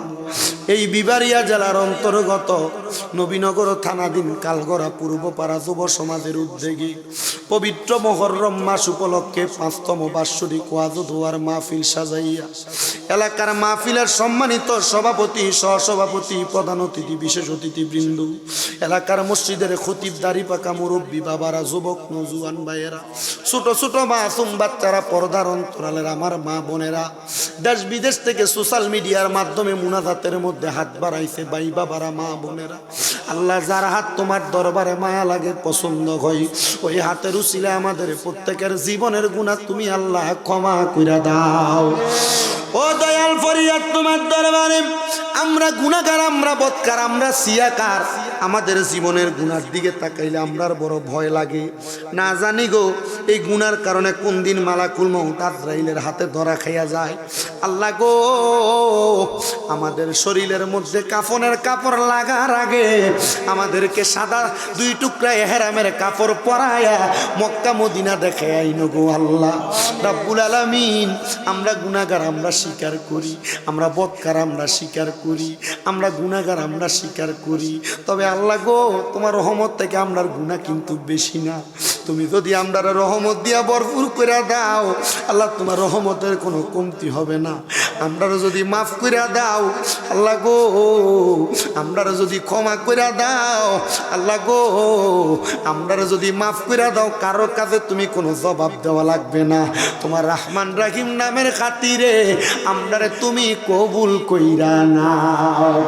ও দয়াল ফরিয়াদ তোমার দরবারে আজকের মুনাজাতের হাদিয়া সোনার মদিনায় সবুজ গম্বুজের নিচে সোনালী রওজা পাকে আমার দয়াল নবীর দরবার। নবীর পাশে আবু বকর সিদ্দিক, ওমরে ফারুক, একটু পাশে জান্নাতুল বাকি সাহাবী আনসার মুহাজির, মক্কাতুল মুকাররমার পাশে শুয়ে আছে জান্নাতুল মুআল্লার মধ্যে নবীর সাহাবী আনসার সাহাবী মুহাজিররা। আল্লাহ বাবা আদম থেকে অদমের মুনাজাত পর্যন্ত যত নবী রাসূল সাহাবায়ে কেরাম তাবিন তাবে তাবিন খোলাফায়ে রাশিদিন সলফে সালেহিন নুজাবানু কাবাবদালা খিয়া সহ সকল তরিকতের ইমাম মাযহাবের ইমামের দরবারে আমাদের গোলামানা হাদিয়া তুমি কবুল আর মঞ্জুর কইরা নাও। আল্লাহ আজকের এই কালগুরের মাহফিলের মধ্যে কে জানি হাত বাড়াইছে, কার জানি দুনিয়ার জমিনের মধ্যে আব্বা নাই। আল্লাহ গো যেই বাবা রিক্সা চালাইয়া মাটি খাই মাথার গাম পায়ে ফালাইয়া পরের বাড়িতে বদলার কাম কইরা সন্তানরে মানুষের মতো মানুষ করার জন্য আব্বা রক্তরে পানি বানাইছে, এমন আব্বা যাদের কবরে গো আল্লাহ আব্বার কবর জান্নাতের বাগান বানায়া আল্লাহ কে জানি হাত বাড়াইছে, কার জানি মা নাই। মা যেই মা 10 মাস 10 দিন গর্ভে ধারণ কইরা সন্তানের প্রসব বেদনা সহ্য করতে মার কষ্ট হইয়া গেছে, যেই মা নিজে না খাইয়া সন্তানরে খাওয়াইছে। আল্লাহ কার জানি এমন মা নাই, আমার কবর জান্নাতের বাগান বানাইয়া দাও। মনিব ও দয়াল আল্লাহ, অনেকে এতিমেরা হাত বাড়াইছে, মাও নাই বাবাও নাই, জনমের মতো এতিম, যাদের মা বাপ 2 জন কবরে আম্মা আব্বারে ক্ষমা করে দাও, আম্মা আব্বারে মাফ করে দাও। আল্লাহ জাহাঙ্গীর সাহেব ছয় এলাকার যত মুর্দেগান কবরে তারারে মাফ করে দাও। আল্লাহ গো যারা মাহফিলে টাকা দিয়া পয়সা দিয়া শ্রম দিয়া বুদ্ধি দিয়া পরামর্শ দিয়া মাইক দিয়া লাইট দিয়া প্যান্ডেল দিয়া মিডিয়ার বাইরা সহ সম্মানিত শ্রোতা মণ্ডলী, পুরুষেরা পর্দার অন্তরালের মা বোনেরা, আল্লাহ প্রত্যেকের মুনাজাত তুমি কবুল করে নাও। আমার অনেক প্রবাসীরা বিদেশ থেকে দোয়া চাইছে, আল্লাহ আমার প্রবাসীদের দোয়া তুমি কবুল ও মঞ্জুর করো। আমার নাসির ভাইয়ের একটা সন্তান আল্লাহ সে মঙ্গোলিয়া যাবে দোয়া চাইছে, আল্লাহ তারে তুমি কবুল করো। আল্লাহ আমার মানিক ভাই দোয়া চাইছে, তারে তুমি কবুল করো। আল্লাহ আমার মুরব্বী আব্বাস এলাকার যত মানুষের মাহফিলটার জন্য কষ্ট করে তারারে কবুল করে লও। আল্লাহ গো মাহফিলের সভাপতি প্রধান অতিথি সহ বিশেষ অতিথি সহ তাদের জন্য দোয়া চাই, প্রত্যেকের দোয়া কবুল করো। 1 টাকা থেকে শুরু করে লাখ টাকা পর্যন্ত দিয়া যারা মাহফিল মসজিদ মাদ্রাসায় সহযোগিতা করে তাদের প্রত্যেককে তুমি কবুল ও মঞ্জুর করো। আজকে 5তম মাহফিলের আখিরি মুনাজাত হয়ে যায়, আল্লাহ কিয়ামত পর্যন্ত মাহফিলটারে তুমি কবুল করো। যে যুবকদের চাকরি নাই, কাজকর্ম নাই, কাজকর্মের ব্যবস্থা করো। যারা পড়ালেখা করে বিদ্যা বুদ্ধি বাড়াইয়া দাও, তাদের সন্তান বাপ আত্মীয় স্বজন বিদেশে আছে তারারে কবুল করো। আমার মা বোনরা দোয়া চাই, দোয়া কবুল করো। আমার একজন ভক্ত কুমিল্লা ব্রাহ্মণপাড়ার আমার খালামণি দোয়া চাইছে, আল্লাহ গো অসুস্থ মানুষ রাত্রবেলা জাগনা থেকে তাহাজ্জুদ নামাজ পড়তে পড়তে তিনার একটু অসুবিধা হয়ে গেছে, আল্লাহ দোয়া চাই ওনারে তুমি হেফাজত করো। এমনভাবে দেশ বিদেশ থেকে যারা দোয়া চাই প্রত্যেকের দোয়া কবুল করো। কুমিল্লা 19 সালের আমার একজন ভক্ত আম্মাজান দোয়া চাইছে, ওনার দোয়া কবুল ও মঞ্জুর করো। গাইবান্ধা থেকে আমার একজন ডাক্তার ভক্ত দোয়া চাইছে, খালাম্মারে তুমি কবুল করে নাও। ও দয়াল আল্লাহ ফরিয়াদ তোমার দরবারে গো আল্লাহ, দেশ বিদেশের অনেক মানুষ দোয়া চাই, নাম জানা অজানা, আল্লাহ প্রত্যেকের খাস দোয়াগুলা কবুল ও মঞ্জুর করি। কালগোরা গ্রামে তোমার কাজ রহমত বরকত দান কইরা আমাদের প্রত্যেকের মত নিদানের কালা সারাগে আখিরি জবানে মধুর কালেমা পড়াইয়া দিয়েন লা ইলাহা ইল্লাল্লাহু মুহাম্মাদুর রাসূলুল্লাহ সাল্লাল্লাহু আলাইহি ওয়াসাল্লাম। আসসালামু আলাইকুম রহমতুল্লাহ। তাবারুক আছে, আপনারা সবাই সিরিয়াল করে বসলে চেয়ারটা